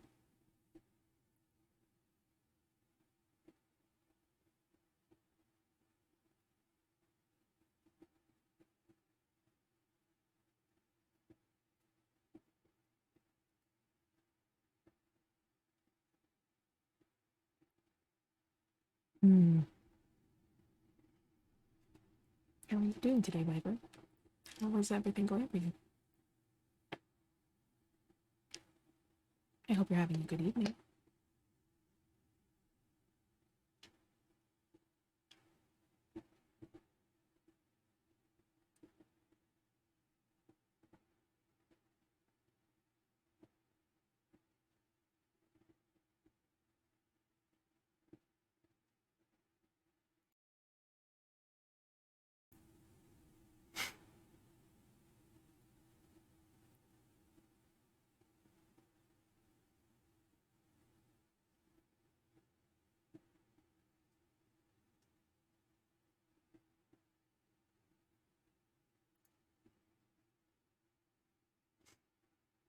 This is SCP-111, also known as the Dragon Snails. Object class, safe. It's a cute little picture they put on there. All specimens of SCP-111 in captivity are housed at Site 19, blah blah blah wing, in a 5 meter by 5 meter by 5 meter plexiglass enclosure containing a temperate forest habitat transplanted from its natural surroundings. Habitat temperature must be maintained at 30 degrees Celsius. Feeding is to take place twice weekly by personnel placing 3 kilograms of iceberg lettuce into the containment chamber. Water is to be supplied by an automatic misting system which regulates humidity levels at 50%, both for water required by SCP-111 and to prevent fires. In the event of SCP-111 specimens breeding, personnel are to collect all eggs and transport them to the Biological Studies Wing for freezing. Description: SCP-111 is apparently an artificial species of invertebrate vaguely resembling snails. Adult specimens of SCP-111 are approximately 20 centimeters in length, 12 centimeters in width, and 15 centimeters in height. Although exact size differs between slightly different specimens, 111 specimens differ from ordinary snails that have been warm-blooded metabolism, complex eyes, and small horns consisting of cartilage-ridged tentacles, apparently increased intelligence, and a complex vertebrate type jaw, as well as specimens like eggs possessing large shells. Most abnormally, 111 specimens possess small hollow sacs below their lower jaw containing the methane from digestive byproducts.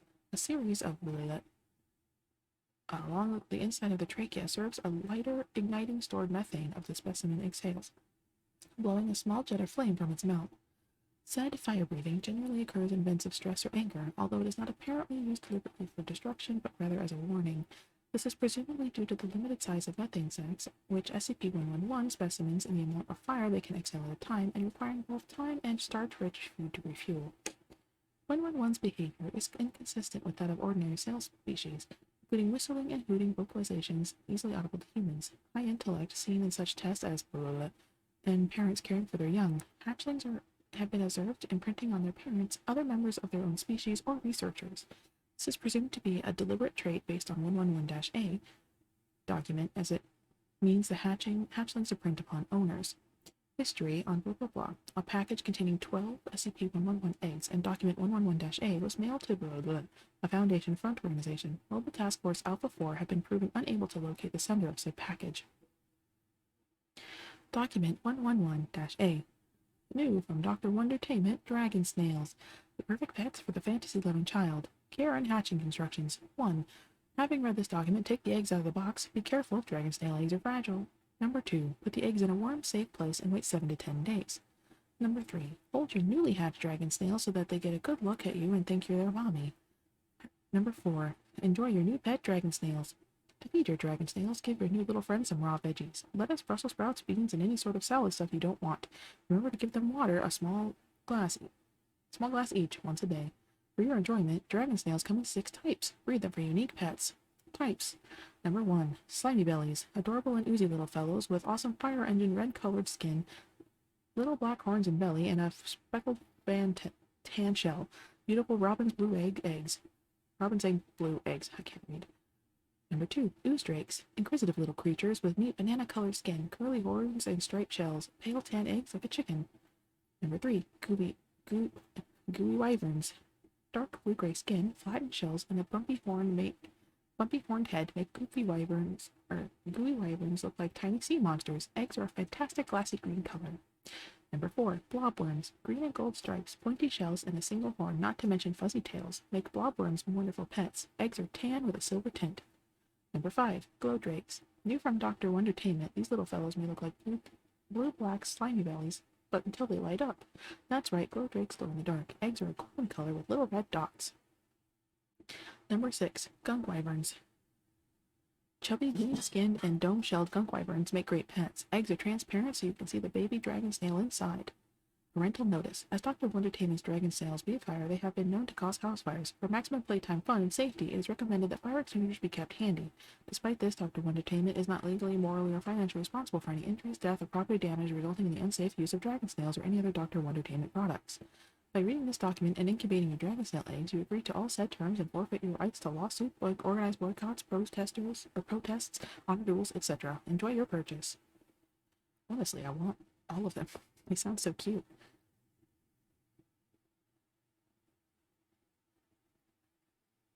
They're so cute. I want one. Anyway.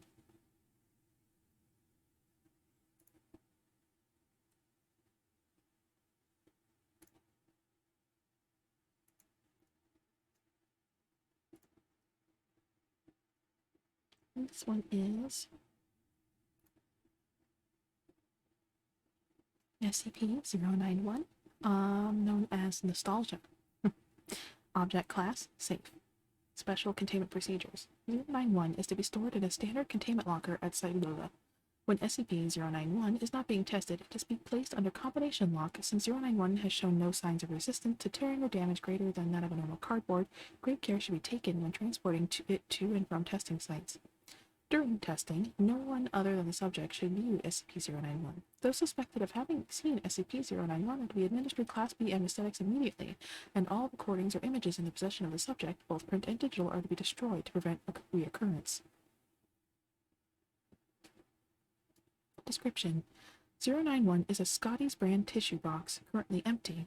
Immediately upon observing 091, viewers report an overwhelming sense of nostalgia. Those affected begin reminiscing about times they were near 091. Major events that occurred while it was present, or people and places that somehow relate to it.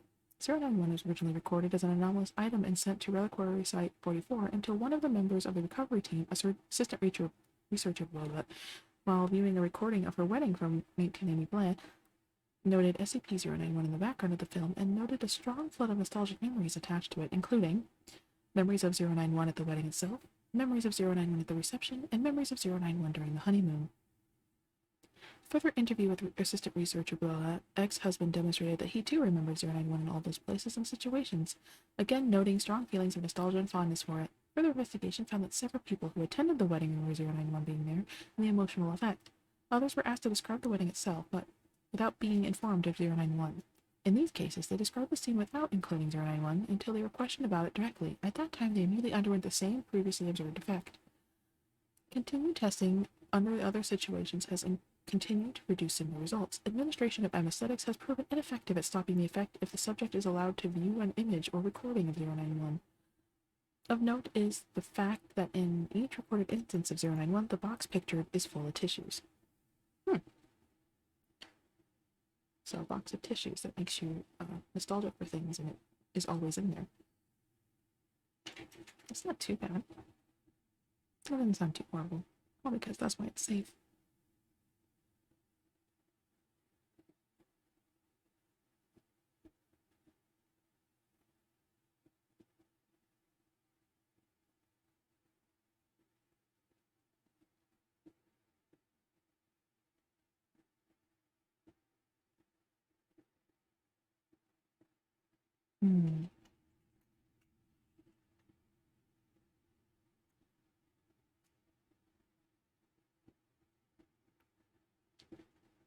Trying to look for other entries to read, or we can just chill. I don't really know what else to go on about, really.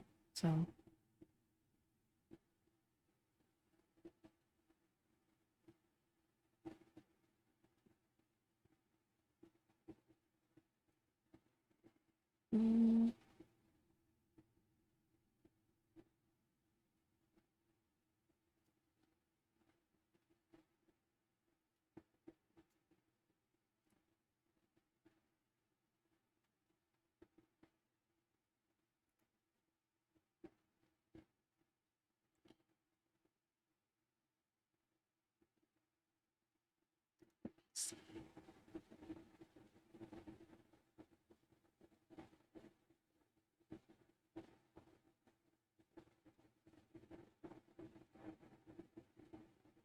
Oh, this one's kind of spooky. It is SCP-309, a plush toy. Object class Euclid. Subject special containment procedures. 309 is currently stored in a secure glove box in the Level 2 research lab at Site . Routine physical examinations of 309 as well as experiments involving small animals may only be conducted using the glove box. Removal of 309 from the glove box for testing on larger animals or humans requires the approval of Dr. or equivalent Level 4 command personnel. Human testing is restricted to D-class personnel. Sorry. Description: 309 is a small, plush stuffed animal that looks as if it had been turned completely inside out. Golden orange fur is present among the seams, while a small amount of cotton stuffing and two protruding eyes are visible on the head. The interior of SCP-309 is understuffed with cotton, giving it a flexible and cuddly feel. 309 has no effect on inanimate objects. However, contact with living subjects is both dangerous and life-threatening. Humans and animals lightly brushing 309 with a finger or a similarly small portion of the body display severe, non-localized discomfort for tens of minutes afterwards. Humans also report feeling extreme nausea, despite the fact that 309 does not induce vomiting. The discomfort and nausea are so overwhelming that even the most hardened subjects have proven unable to voluntarily maintain contact with 309 for more than a few seconds. If 309 is pressed firmly against the subject, or the subject quickly picks up 309 and attempts to hold it, the subject will be violently and painfully turned inside out over the course of 5 to 10 seconds. Skeletons are unaltered, but all soft tissues are inverted, such as the muscles, tendons, ligaments, and various internal organs are resituated on the exterior of the body. Though not immediately fatal, the process is irreversible and universally considered painful. Oof. Rude. It's inside out, so you should be too, apparently.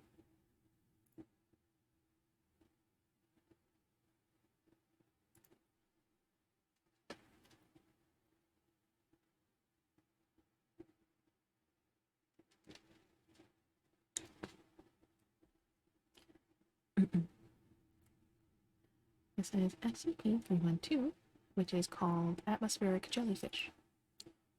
Object Class Euclid. Special Containment Procedures. SCP-312 is kept in a large life-form containment chamber at Site-19. As it does not require feeding, only researchers are permitted access to the chamber. All personnel entering the chamber are provided with wide-brimmed hats and advised not to look directly upward.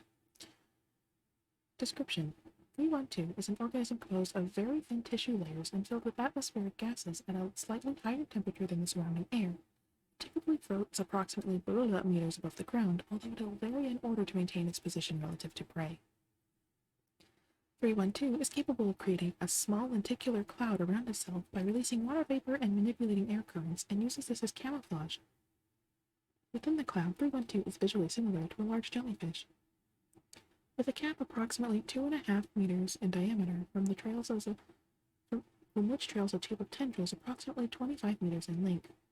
312 preys upon large mammals and shows a strong preference for humans. While hunting, 312 will stalk its prey from a position directly above, manipulating air currents around it to maintain its relative position.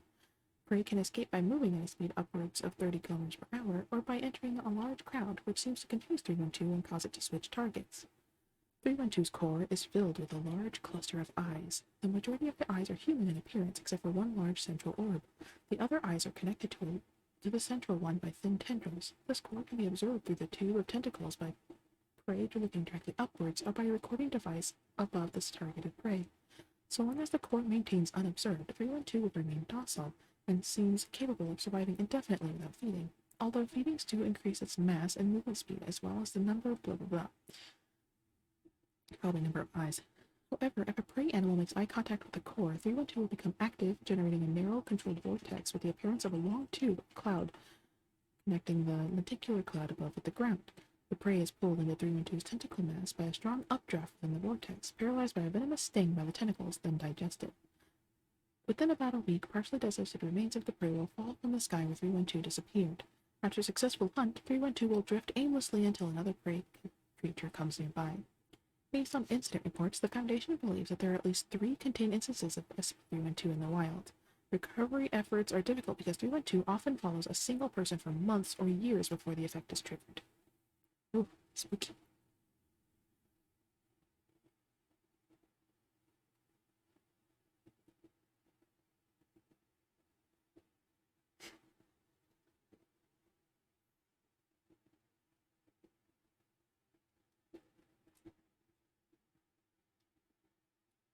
I'm yawning a lot. Sorry, guys. I woke up from a nap that I took, apparently. I didn't mean to take a nap, but I just wanted to rest because my back was hurting, and then the next thing you know, I woke up to my phone, and it's like, oh, it's past 10. I need to get up and stream. I did not know I fell asleep, honestly. I've been very sleepy lately. I've been sleeping a lot.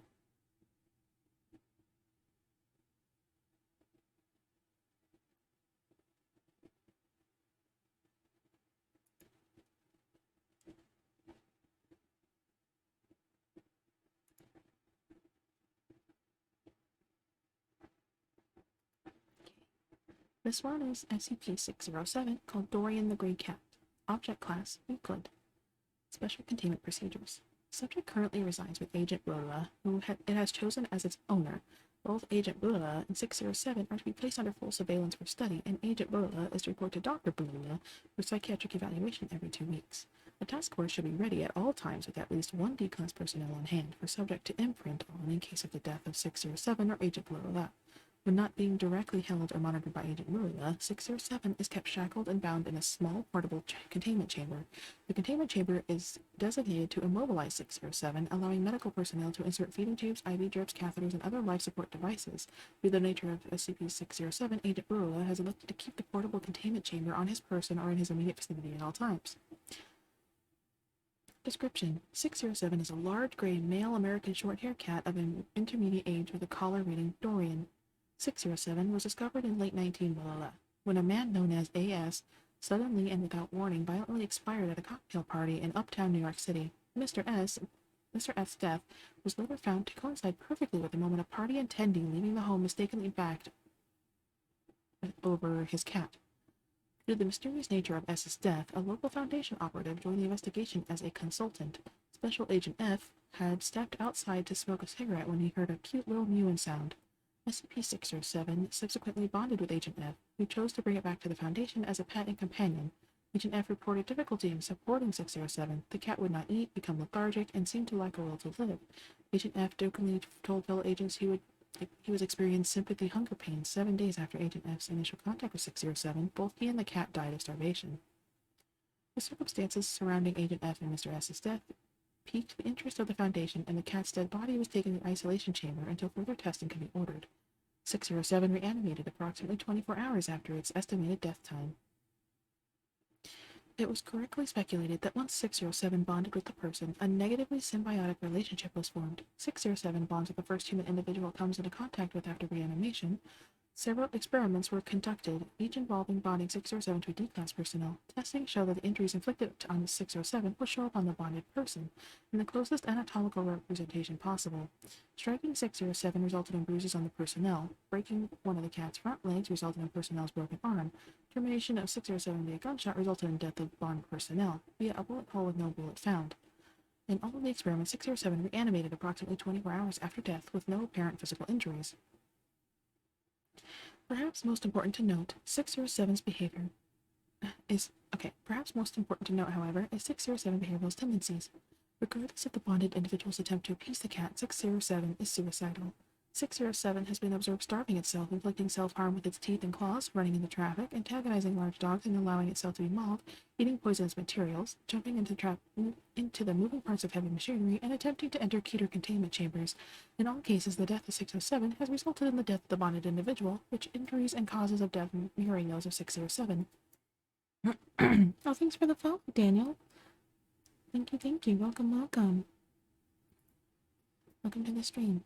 Thanks for the follow and listening to my Scoffed ASMR SCP readings. Welcome. Death and injury testing of 607 has ceased after Agent accidentally bonded with it during an unauthorized breach of the containment chamber. 607 still displays suicidal tendencies despite Agent Blula's persistent attempts to form a favorable relationship with it. Agent Blula has suffered severe bodily harm several times, led to the decision to restrain 607 in a portable containment chamber fitted with a life support system. Agent Blula is under close observation, but to ensure psychological stability and to study the relationship between Agent Blula and the 607. From the title, I thought it was going to be a wholesome story. I just didn't have anything else to read. Hi, Tofu. Welcome. I can get a wholesome story, I just don't know of one right now. I was trying to find one. The only thing relatively I had was SCP stuff. After this one, I can try and find something more wholesome. You're right. The title is misleading. How dare I?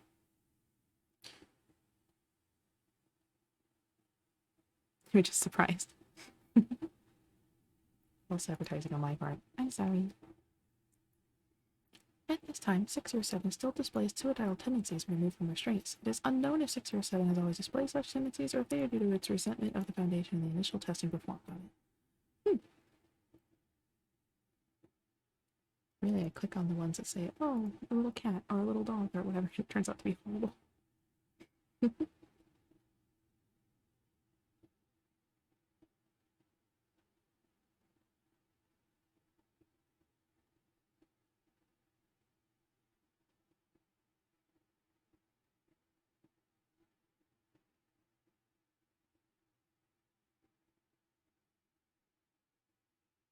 I also thought about reading Pokedex entries, but I don't know if people are really interested in listening to Pokemon Pokedex entries of various Pokemon.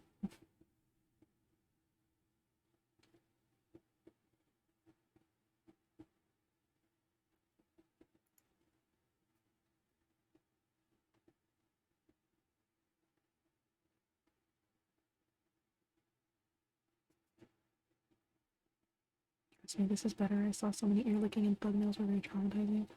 Some of those entries are wild. True, that's very true, card. This is, and yeah, I don't do the ear licking thing, and I don't really. Well, first of all, I don't have that proper ASMR mic. My ASMR right now is kind of scuffed. It is what I can, but people still seem to like my voice, I guess. So it's really nice, and I will do this until I have enough funding or enough space and stuff to be able to kind of put together an official ASMR area. It ain't scuffed. It feels scuffed. It feels scuffed in comparison to others. And that's just me comparing myself when I shouldn't. But I will refuse to do anything like nude or anything like that. Like, I don't want to do the ear licking or anything like that. I think that's just weird, personally. And that's not coming from me. Sorry. If you want weird ASMR or, you know, unwholesome ASMR, you go to someone else. My ASMR is not all intensively wholesome, obviously, as I'm reading horrible entries. I am an adult, obviously. I make adult jokes, adult comments. I'm not going to be 100% child friendly, of course. That's just not who I am. But I'm not going to outwardly like appease the viewers' horniness in ASMR, if that makes any sense. It's just not what I'm going to do. If you want that kind of stuff, like if you want to be appeased in different areas, you're going to have to find a different ASMR person or go to a different website. Quite frankly, that's not what I'm going to do.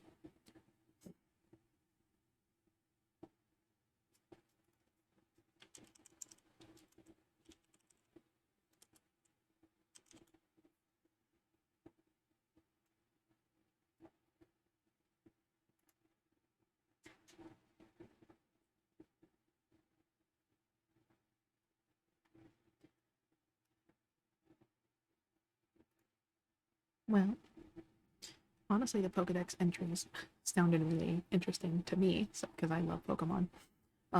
Though granted, I haven't really been as invested in the games since X and Y. I played all the games though. I'm kind of interested in the new one. The new one does look very interesting. Listening, playing on PS5 even though I should be asleep. Well, if you can't sleep, hopefully I can help you sleep and relax. And if you should be asleep, you should go to sleep. Let my cat here, representation of my IRL cat Cheddar, and cookies and milk help you relax. Anything I should play. Find a recording of purring to play over Cheddar. That'd be cute. Purring is good ASMR to me. I love cat purrs. I think it's really good. Also, I never brought up my book this whole time of reading. I'm such a bad person. Bad mama. See?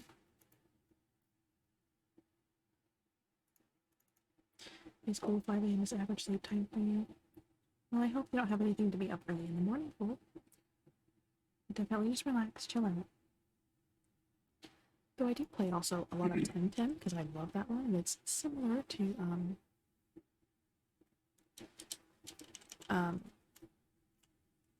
Pokemon in the sense of it's a monster tamer game and all that stuff. And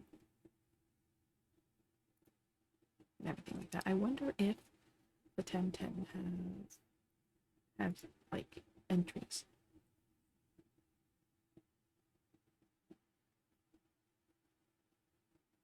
Oh, it does. It kind of does.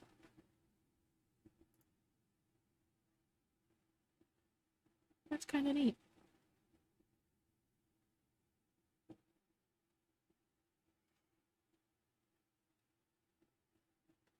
Would you guys rather I continue SCP stories, Pokedex entries, or Tempedia entries? If you don't know what Temtem is, I highly recommend looking into it or going through my previous VODs on YouTube or on this Twitch channel. I love that game. Either. Let's do Temtem since it's a little more unique, I guess. If you want, I can try and bring up pictures of the Temtem to show off. Try being properly portable.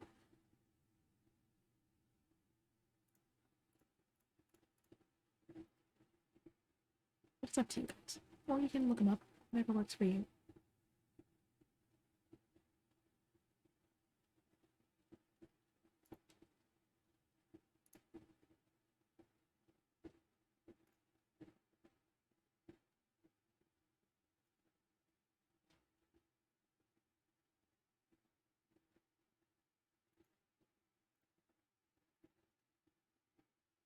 Be like Professor in Pokemon. I would love to be like a Professor in Temtem. I would love to.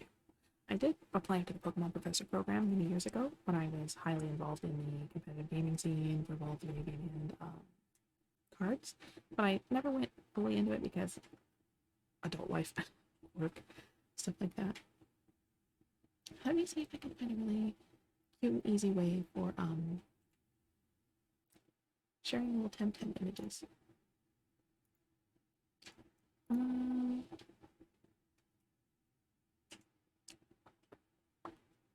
Trying to find the best way possible. Sorry if my little popping noises are annoying, whatever.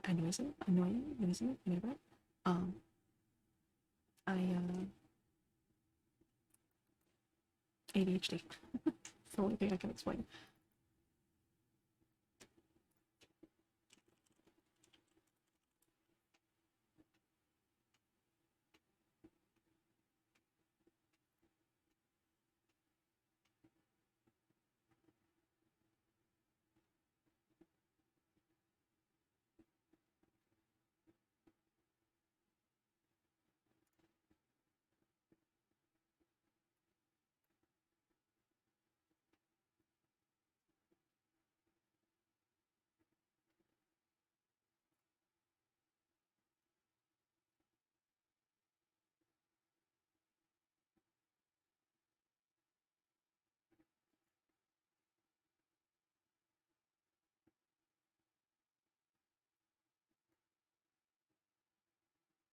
Let me see.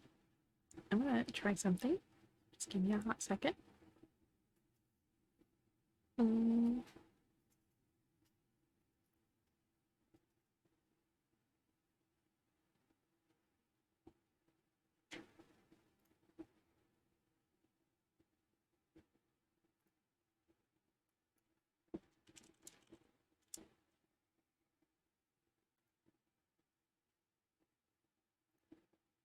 Haha.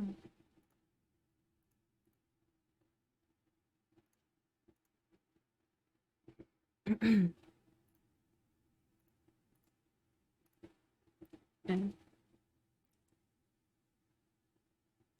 turn into an Allosaurus. Ooh, what are you playing?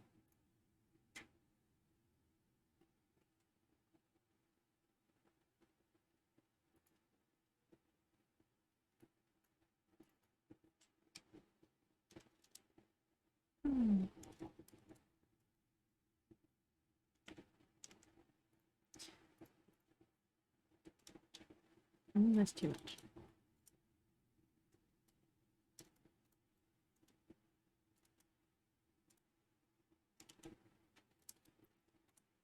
Welcome to my stream of learning how to do things live, or cropping and all that fun stuff.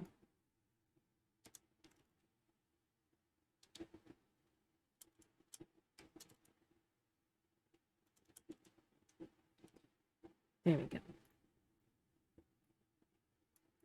Let's put this here.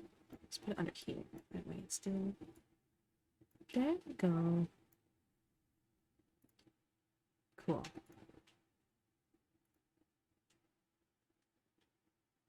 When does Pirate Warriors War? Ooh, that sounds interesting.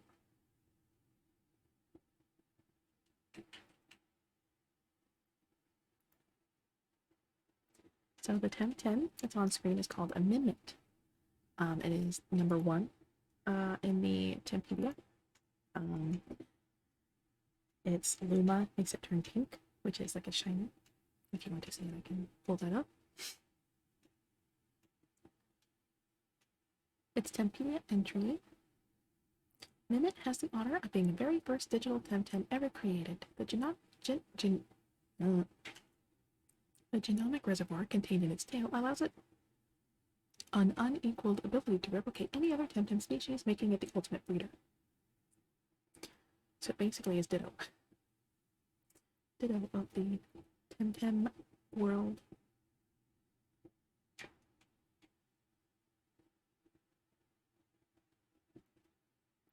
Actually, I could probably do the little...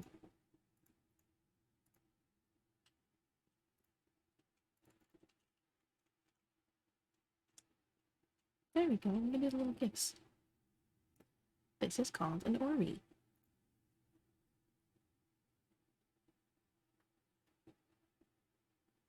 They're very cute. We caught one in the last stream. Caught a couple, actually. Now the gift stops when I click out of it. Oh well. One of the first prototypes created in Nanto Labs, Ori's early versions were the forerunners of digital Temtem. Inquisitive creatures by design, they show great curiosity and a boundless appetite for information.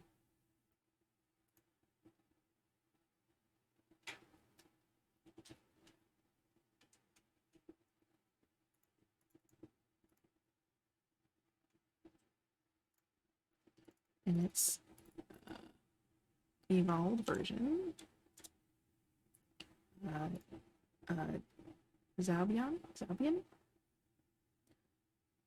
Zalbian are part of the second generation of digital Temtem, created with much more refined technology. They are more intelligent friends and companions, as well as sturdier in battle. Aren't they cool looking? Now, I've seen these around, but it seems like there's different types of these ones. They're called Acromion. I'll show you in a second.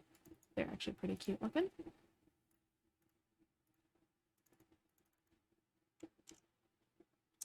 Look how cute this little dude is. Look at him.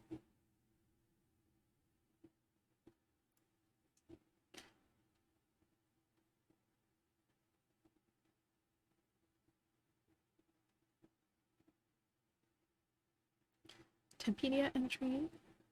Chromion, you come and go. Oh, it's the reference to the song. Chromion. Yeah, anyway. The recent breakthrough of Nanto Labs uses modified Quache DNA to create a digital Temtem with a variable second typing for maximum facility. Chromion has subspecies. It has different typing and appearance. These are normal, so neutral and everything. They have different colors depending on their typing.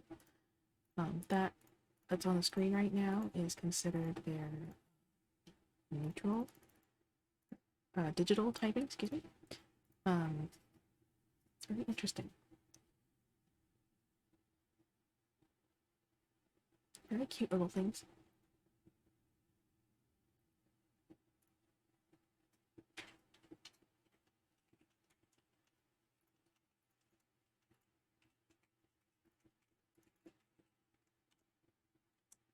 These are called Halsey. They're very interesting looking.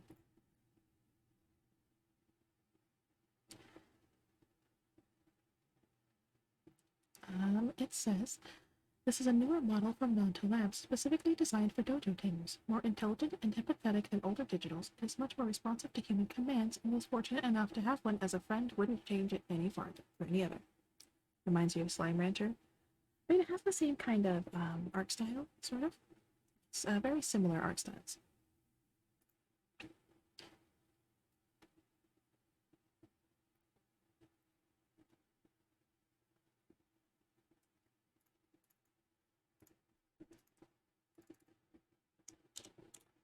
This is its evolved form, called a Molku. This model represents a significant upgrade from Halsey. Surprisingly, Nanto Labs found examples of a skipped Molku evolving on their own, further proving the point that digital Temtem are every bit as alive and natural as other varieties.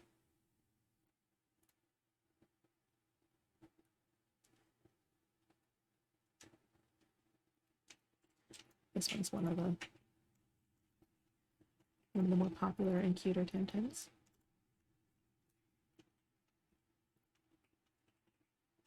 This one's called a platypet.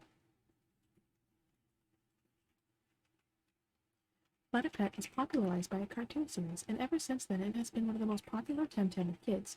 The series had an educative purpose to teach children that toxic Temtem are also valid and can be good friends.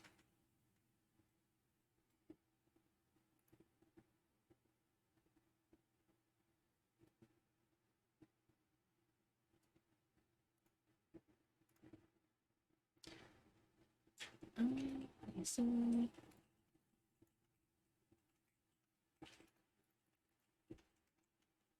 Oh, I didn't copy it. Addendum.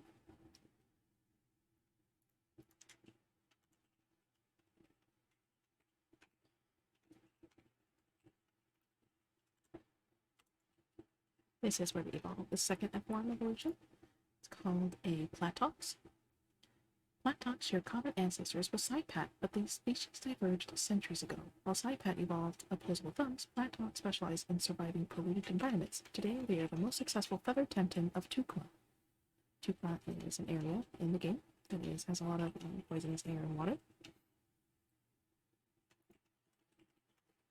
I don't know if I'll read all the Temtem entries, but this would be a good idea to for reading ASMR streams because I love this game. I really, really do. I should play it more. I feel bad playing it off stream, but I kind of want to play some of the side quests off stream because it's ridiculous. Okay. This is called a Platinus. Charles Temwin. Charles Temwin is in Darwin. Charles Temwin described them as Platox, but more so. This is usually taken as classic Arborean understatement. Platypus were amongst the most successful apex predators before large-scale timing and remain very effective fighters.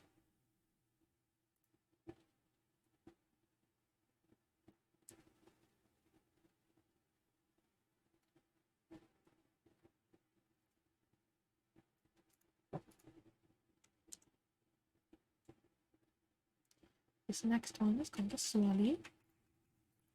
Also very cute. Look at them go. When the harvest season is on, Omninesian fruit pickers are always careful not to accidentally damage the delicate chrysalis-like Swally. They grow on certain vines of the rainforest canopy, dropping to the jungle floor once mature and mobile. They evolve into something called a Lawali, which basically evolve with things, but it's also pretty cute.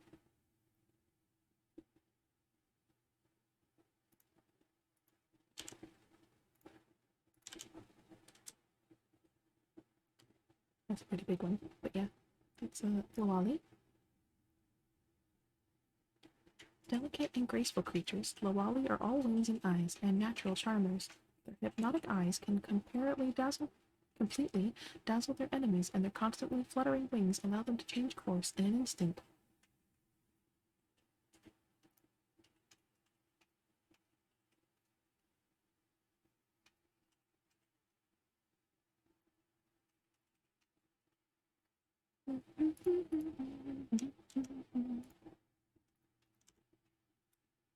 This is a Tataru.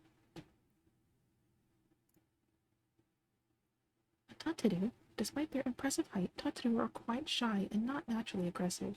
That's why they need proper training before battle. Wild Tataru are recognized for their upright position and sensitive antennae, always alert.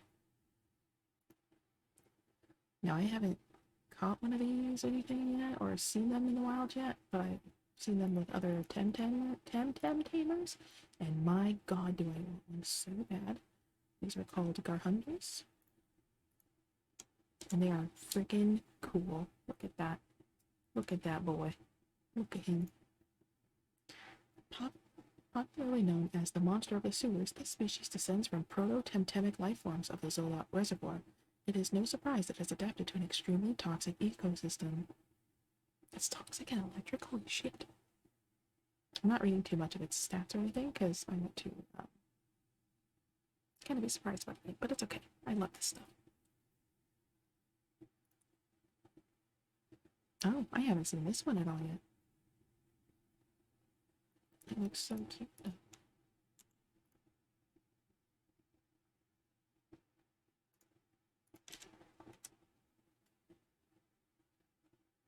This one's called a Mosu.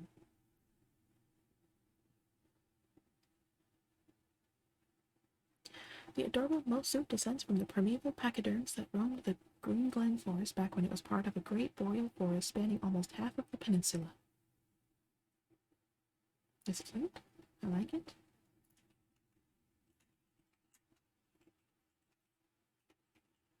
Oh, what is this big beefy boy? This is what it evolves to. Look at that big boy. Temtemologists believe Magamut, which is a thing, developed their characteristic flaming mane as an adaptation to the colder and wetter climate of the Lockbird Moors. That's very cool, though.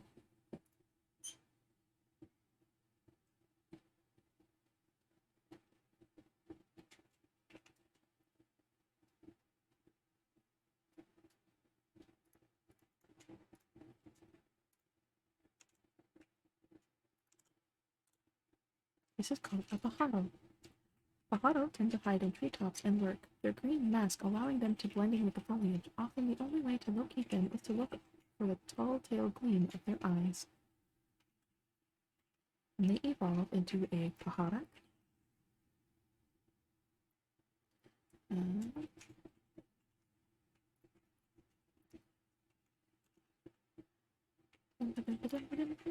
Evolve into this pajara. Baharak, due to their bigger size and stronger physique, Baharak don't actually need camouflage, but they still love to flaunt their turquoise facial feathers with great pride.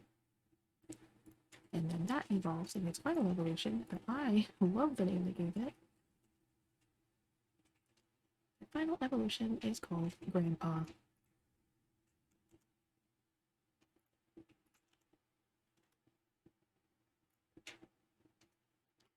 The authoritative stare of a grandpa portrays the long time and many battles that it takes to achieve this evolutionary stage. They have earned the respect among younger wild Temtem. That's why they're called a grandpa.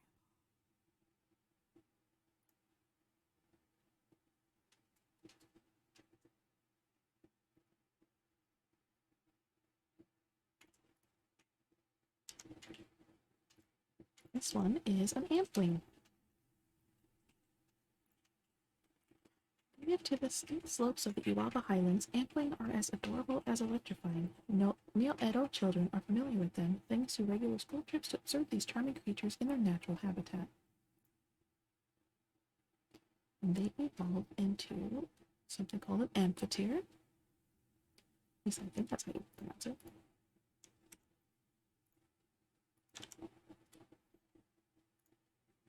Amphitheater are a prime example of Cervus electricus, agile and majestic. Their mating habit of locking horns causes beautiful displays of electric sparks and discharge arcs that have been compared to tiny aurora. Wow, that's cool.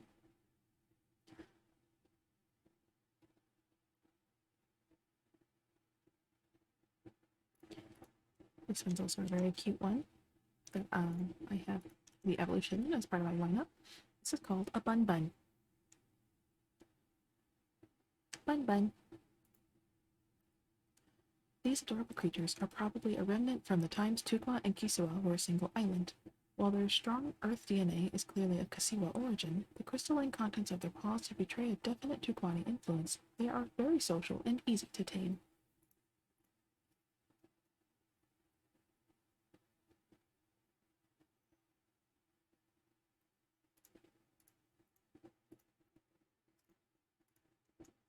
They evolve into this thing called a Mudrid, which is part of my main team, because they're pretty good and mine's really fast. Bigger and more resilient than Bun Bun, Madrid are hardy Temtem, used to extreme weather conditions. Their extremely fine sense of hearing makes them very valuable scouting Temtem once tamed, but also harder to catch in the wild. They are very fast. Very fast.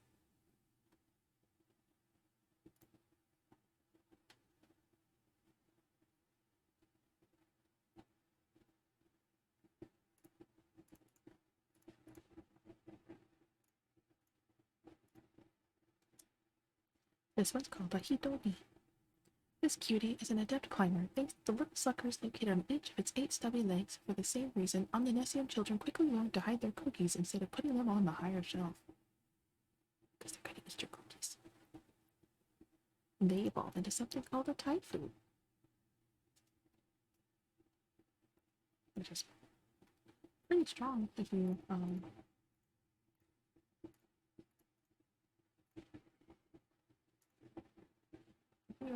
give them the proper training and stuff. They can be pretty strong and beefy. Brought up on a steady diet of stolen cookies, Hidobi evolves into more agile Taifu. They are naughty but cute creatures, naturally given to light-hearted mischief, but very serious opponents in battle. So they're little punks.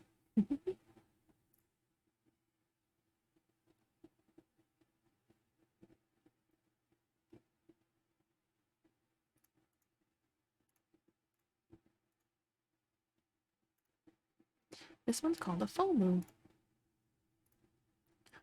These Temtem are known for their capacity to generate vapor, like charming little steam engines. Since that means losing a lot of moisture, the species prefers to remain in the water and use steam jets for propulsion rather than its short legs.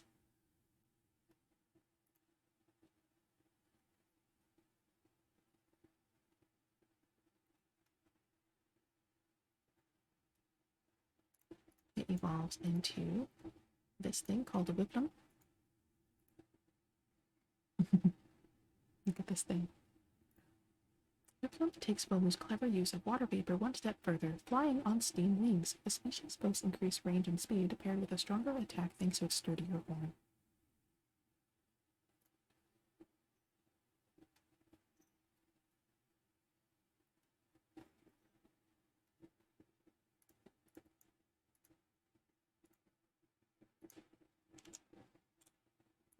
Oh, now I'm gonna... Okay. This one's called a scale. The species of Temtem is notoriously bad-tempered, and tamers need all their skills to handle them. Once tamed, these muscular creatures can deliver powerful tail blows in battle. And they evolve into something called a Scunch. Get their little image going here.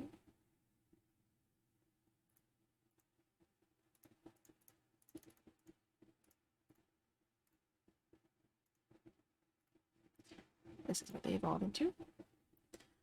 Unlike their lesser brethren, Scunch are capable of bipedalism and even can stand on their muscular tails. This evolution allows them to pummel enemies with their massive fists, but it's done nothing to ameliorate their aggressive mood. So they're still aggressive. Angry little things. Or big things.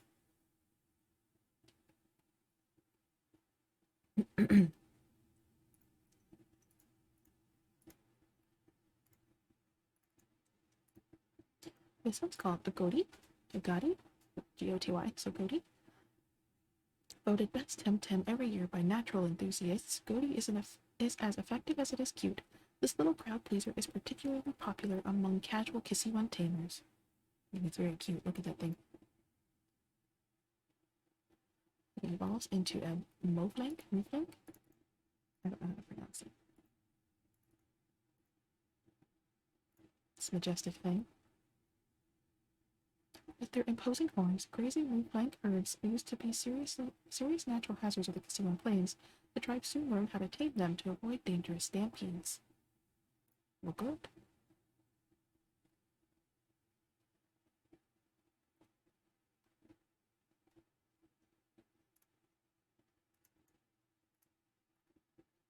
This one is called a Rolder. Once king of the Kissy-One savannah, species boast incredibly hard leveler plates. Before the time of Chakura Ture, they were used in tribal warfare as armored cavalry. This is one of the starters called a Haushik. I remember this little bean. This is called a Haushik. Clever but somehow naive, the gentle Haushik are ideal as a first mental Temtem for novice trainers. They're empathetic and intuitive, capable of understanding the subtleties of mentalism.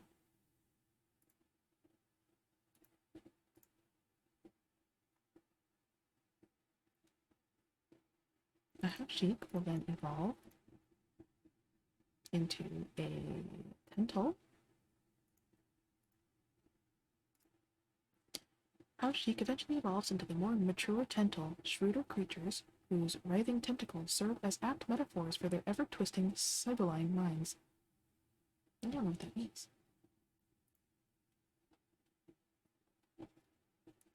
And then they evolve into their final form, the Nagais, something. This thing. I don't know how to pronounce half these names.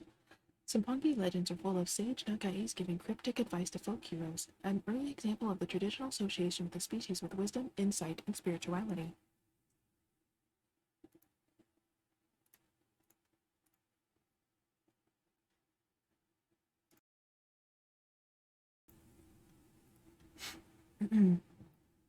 This one's a cute little bean too. I like this one.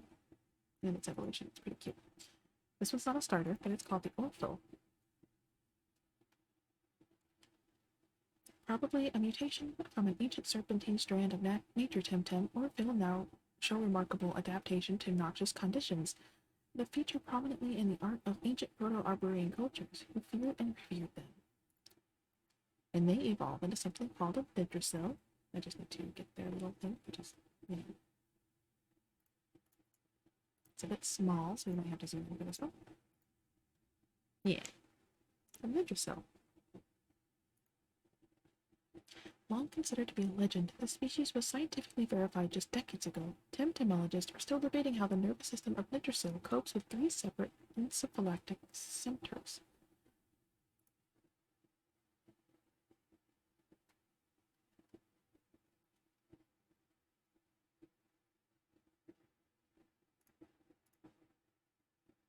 Sorry if you hear my clicking and stuff, but hopefully that's good ASMR for you too.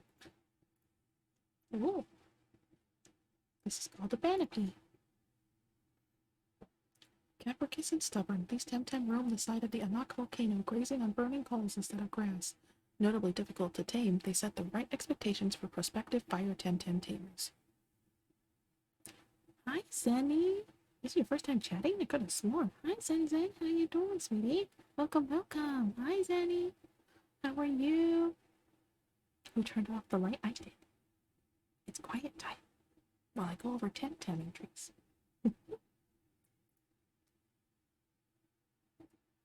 How are you doing? It's a long time no see. I hope you're doing well.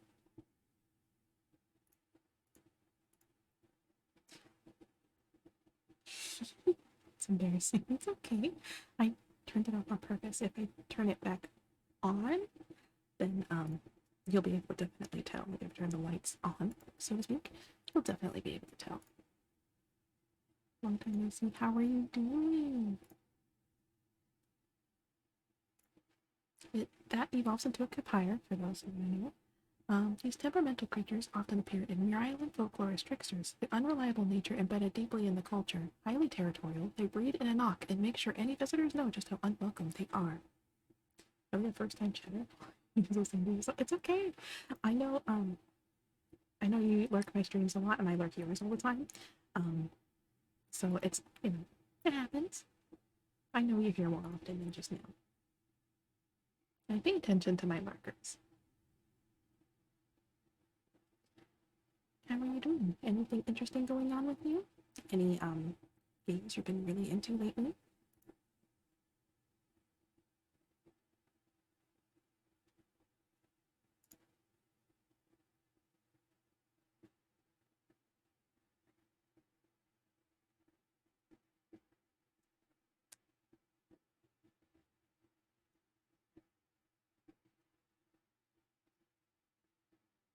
Probably read a couple more Tempedia entries. Just trying to clear through my massive JRPG backlog. Oh my gosh, I feel that. I don't have a JRPG backlog, I just have a game in general backlog. I'm also working on cosplays because I miss cosplay. Me too. I miss cosplaying so much. I just don't have a lot of funds for cosplay, nor do I have really anywhere to go with cosplay, but I miss cosplaying so much. I used to do it all the time. But one, I'm not really attractive enough for cosplay, personally, and a lot of the characters I want to cosplay, I don't know if I will pull it off well. So if anyone wants to help fund cosplays, my throw wish list is set. I'm not saying you have to go buy any or anything, but if you're interested and just seeing what I want to cosplay. You don't have to buy. If you want to see what I plan on cosplaying, you can look. But I have, I used to cosplay and go to cons a lot. I miss cosplaying. It's so much fun. I have a social anxiety issue. But when I'm in cosplay or anything like that, it, like, brings it away. It's really nice. I don't know why. Because I get to be someone else. The only downside is that I get anxious about how I look more, I guess. Because yeah. This Temtem on the corner is called a lapinite. Extremely common in Tukma, these little creatures are often the first Temtem of every Quetzaleño. They are cheerful and resistant playmates for toddlers, and it is common practice to lightly file off the edges of their crystals to ensure safety. Fortunately, I bet you have some amazing cosplays. Well, I don't have any of them with me now because ever since my move, I wasn't able to bring them, so they're with my family. But I had a Lulu from League of Legends cosplay, a Garnet from Season 1 Steven Universe, Von Meadow from Get Backers. I wouldn't be surprised if any of you don't, like if anyone knows that, because most people don't. Who else? What else did I get? I feel like I had more.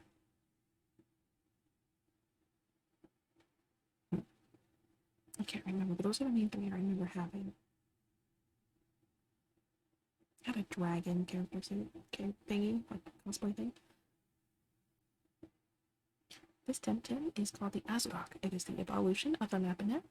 Temtem is a common sight in the mines of Quetzal, where miners appreciate their skill when dislodging big chunks of ore and gemstones. Its correct and expert handling is a professional requisite for most of them.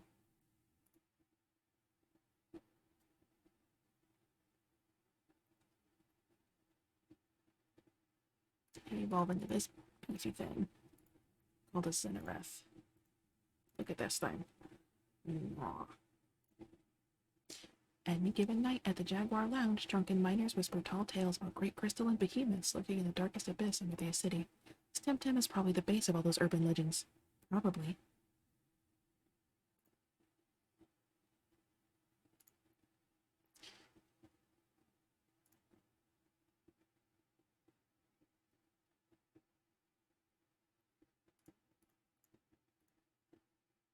Oh, this one's super cute. This one's called a Revel. A Revel. Probably Revel. Does it have pronunciations? No, they don't. Okay. Related to diverse, now extinct subspecies of Simpanki Vulpus mentalis, Revel used to be hunted by the counts of House Brayside. Nowadays they are protected and thrive in the forests of eastern Arbory. They evolve into these majestic beasts called the Aohi.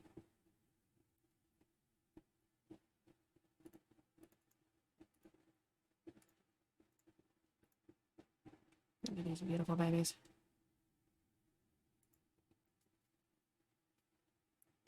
Fast and sinuous like wildfire, Aohi are cunning and shy creatures who routinely outsmart all but the most seasoned of tamers. Even in the wild, they delight in tricking the more gullible revel. So they trick their own babies, or their own brethren.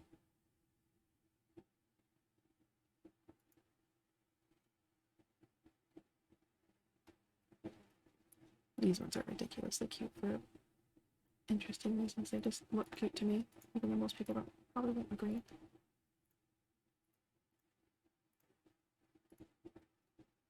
I think these things are adorable. They're called a Bigu. Bigu.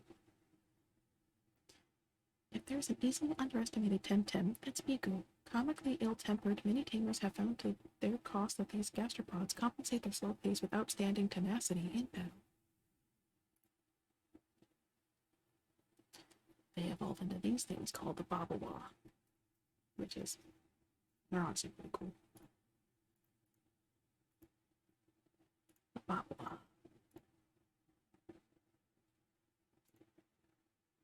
These Temtem are flamboyant creatures with a flunky sense of humor and boundless love for pranks and practical jokes. Many a naughty kid has donned a Babawa costume to cause havoc in the Quetzal Carnival. That's kind of cute.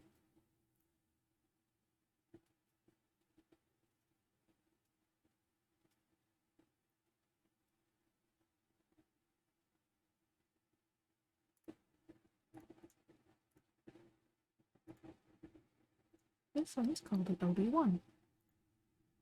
I know exactly how it sounds. OB1's simple and friendly appearance belies their boldness as a creation. They are the digital embodiment of a subatomic particle whose very existence raises almost as many questions as it answers for physics modeling. They actually evolve into an OB10. Or OB10, if you want to call it that instead.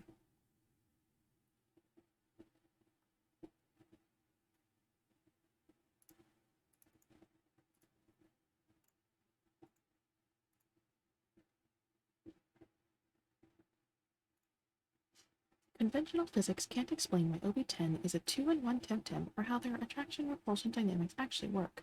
Tamers don't really care since this Tem is empathetic enough to be tameable, not to mention off-the-charts cute.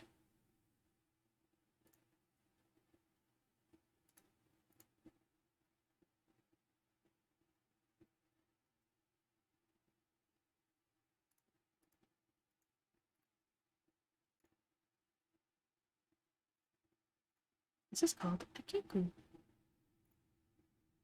Less known than its evolution, Keku are delightful creatures, cute beyond description. They tend to keep their petals wrapped around their body for protection, although no sane person would ever want to hurt a Keku. This one has a wonderful name. It evolves into something called a Saku. And I'm not joking, it literally is called a Saku, or a Seiku, I don't know. Some say the first airship designs were based on this Temtem's ability to inflate their air pockets within its body, allowing it to float and drift with the prevailing winds.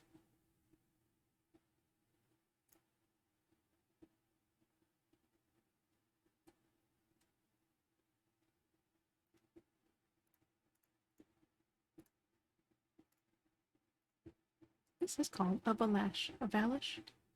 I'm gonna say Valash. A fascinating offshoot, Valash is a rare case of bipedal hybrid documented only recently.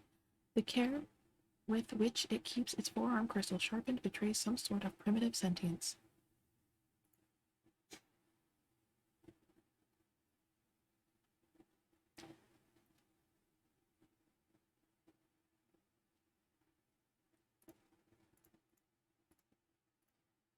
So these little things are interesting. These are called Taulis, and depending if it's male or female, they change what they evolve into. So these are Taulis. Bretonnian toddlers are taught not to be afraid of this gentle species, in spite of the unnerving appearance of their large, shining eyes when encountered in the forest at night. Hi, Cake! Hi, how are you doing? Welcome, welcome! I am reading Temtem entries. Temtem are like... It's a, it's a Pokemon-influenced, game. It's, Monster Tamer MMO thing. It's really, really cute. I love it. If this little thing called a Towley is a male, it'll evolve into an Owlhe. Owlhe? Yeah, Owlhe. Which are pretty damn cool looking, if you ask me. They evolve into these little things. These big things, really. Look at these. How are you doing, Cake? Welcome, welcome. Hope you're having a good day or evening. Hope it's not too hot where you are now. This lordly Temtem reigns supreme over the Arborian skies and is said to possess almost human intelligence. Some tamers are known to have even invited Owlhe over for afternoon tea. Now, if the little baby Towley is a female, they will evolve into a Barnshee.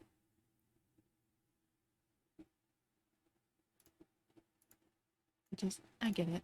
Boy is an Owlhe, and girl is a Barnshee. Barnshee, because it looks like a barn owl. That's kind of funny. Traditionally associated with the University Arbory as its heraldic Temtem, the species has a deep, piercing stare. Although winged, it prefers to keep up the ground as it uses its mind as a weapon, a symbolism that academics are very fond of.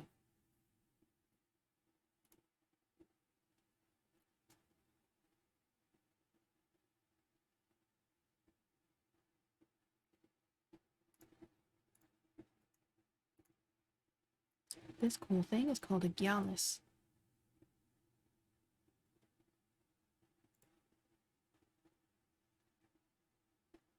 Gyalas have appeared in many horror movies. Sadly, this has resulted in a bad reputation as a scary evil monster, not helped by its menacing appearance, but in the hands of a kind tamer, Gyalas can be every bit as tender and loving as the plushiest of pig epics.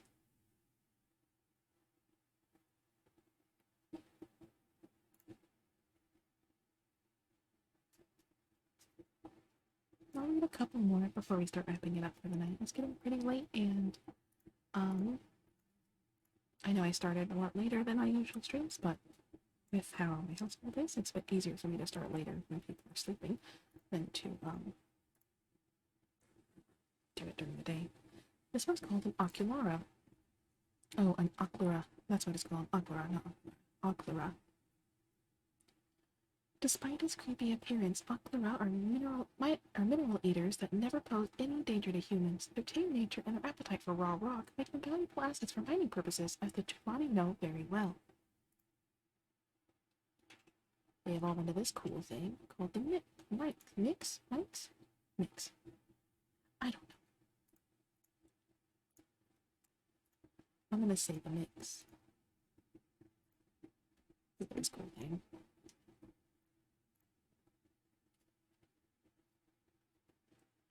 The oldest written records in Tukma indicate religious awe of Mix, considered to be the embodiments of the dark spirits. Some were considered to be celestial emissaries of high above, some evil messengers of down below, but all were feared with good reason. And these things are badass. I'll probably end the readings there.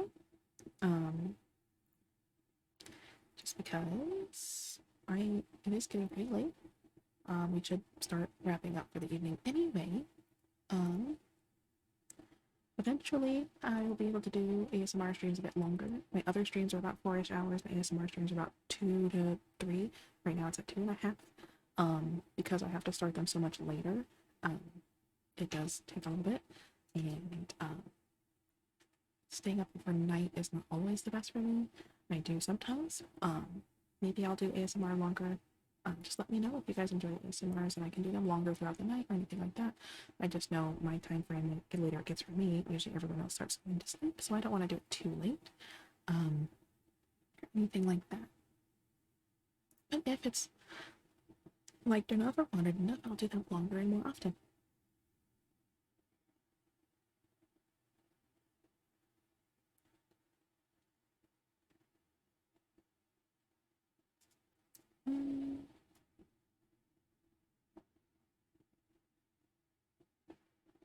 There's not really many people to raid, so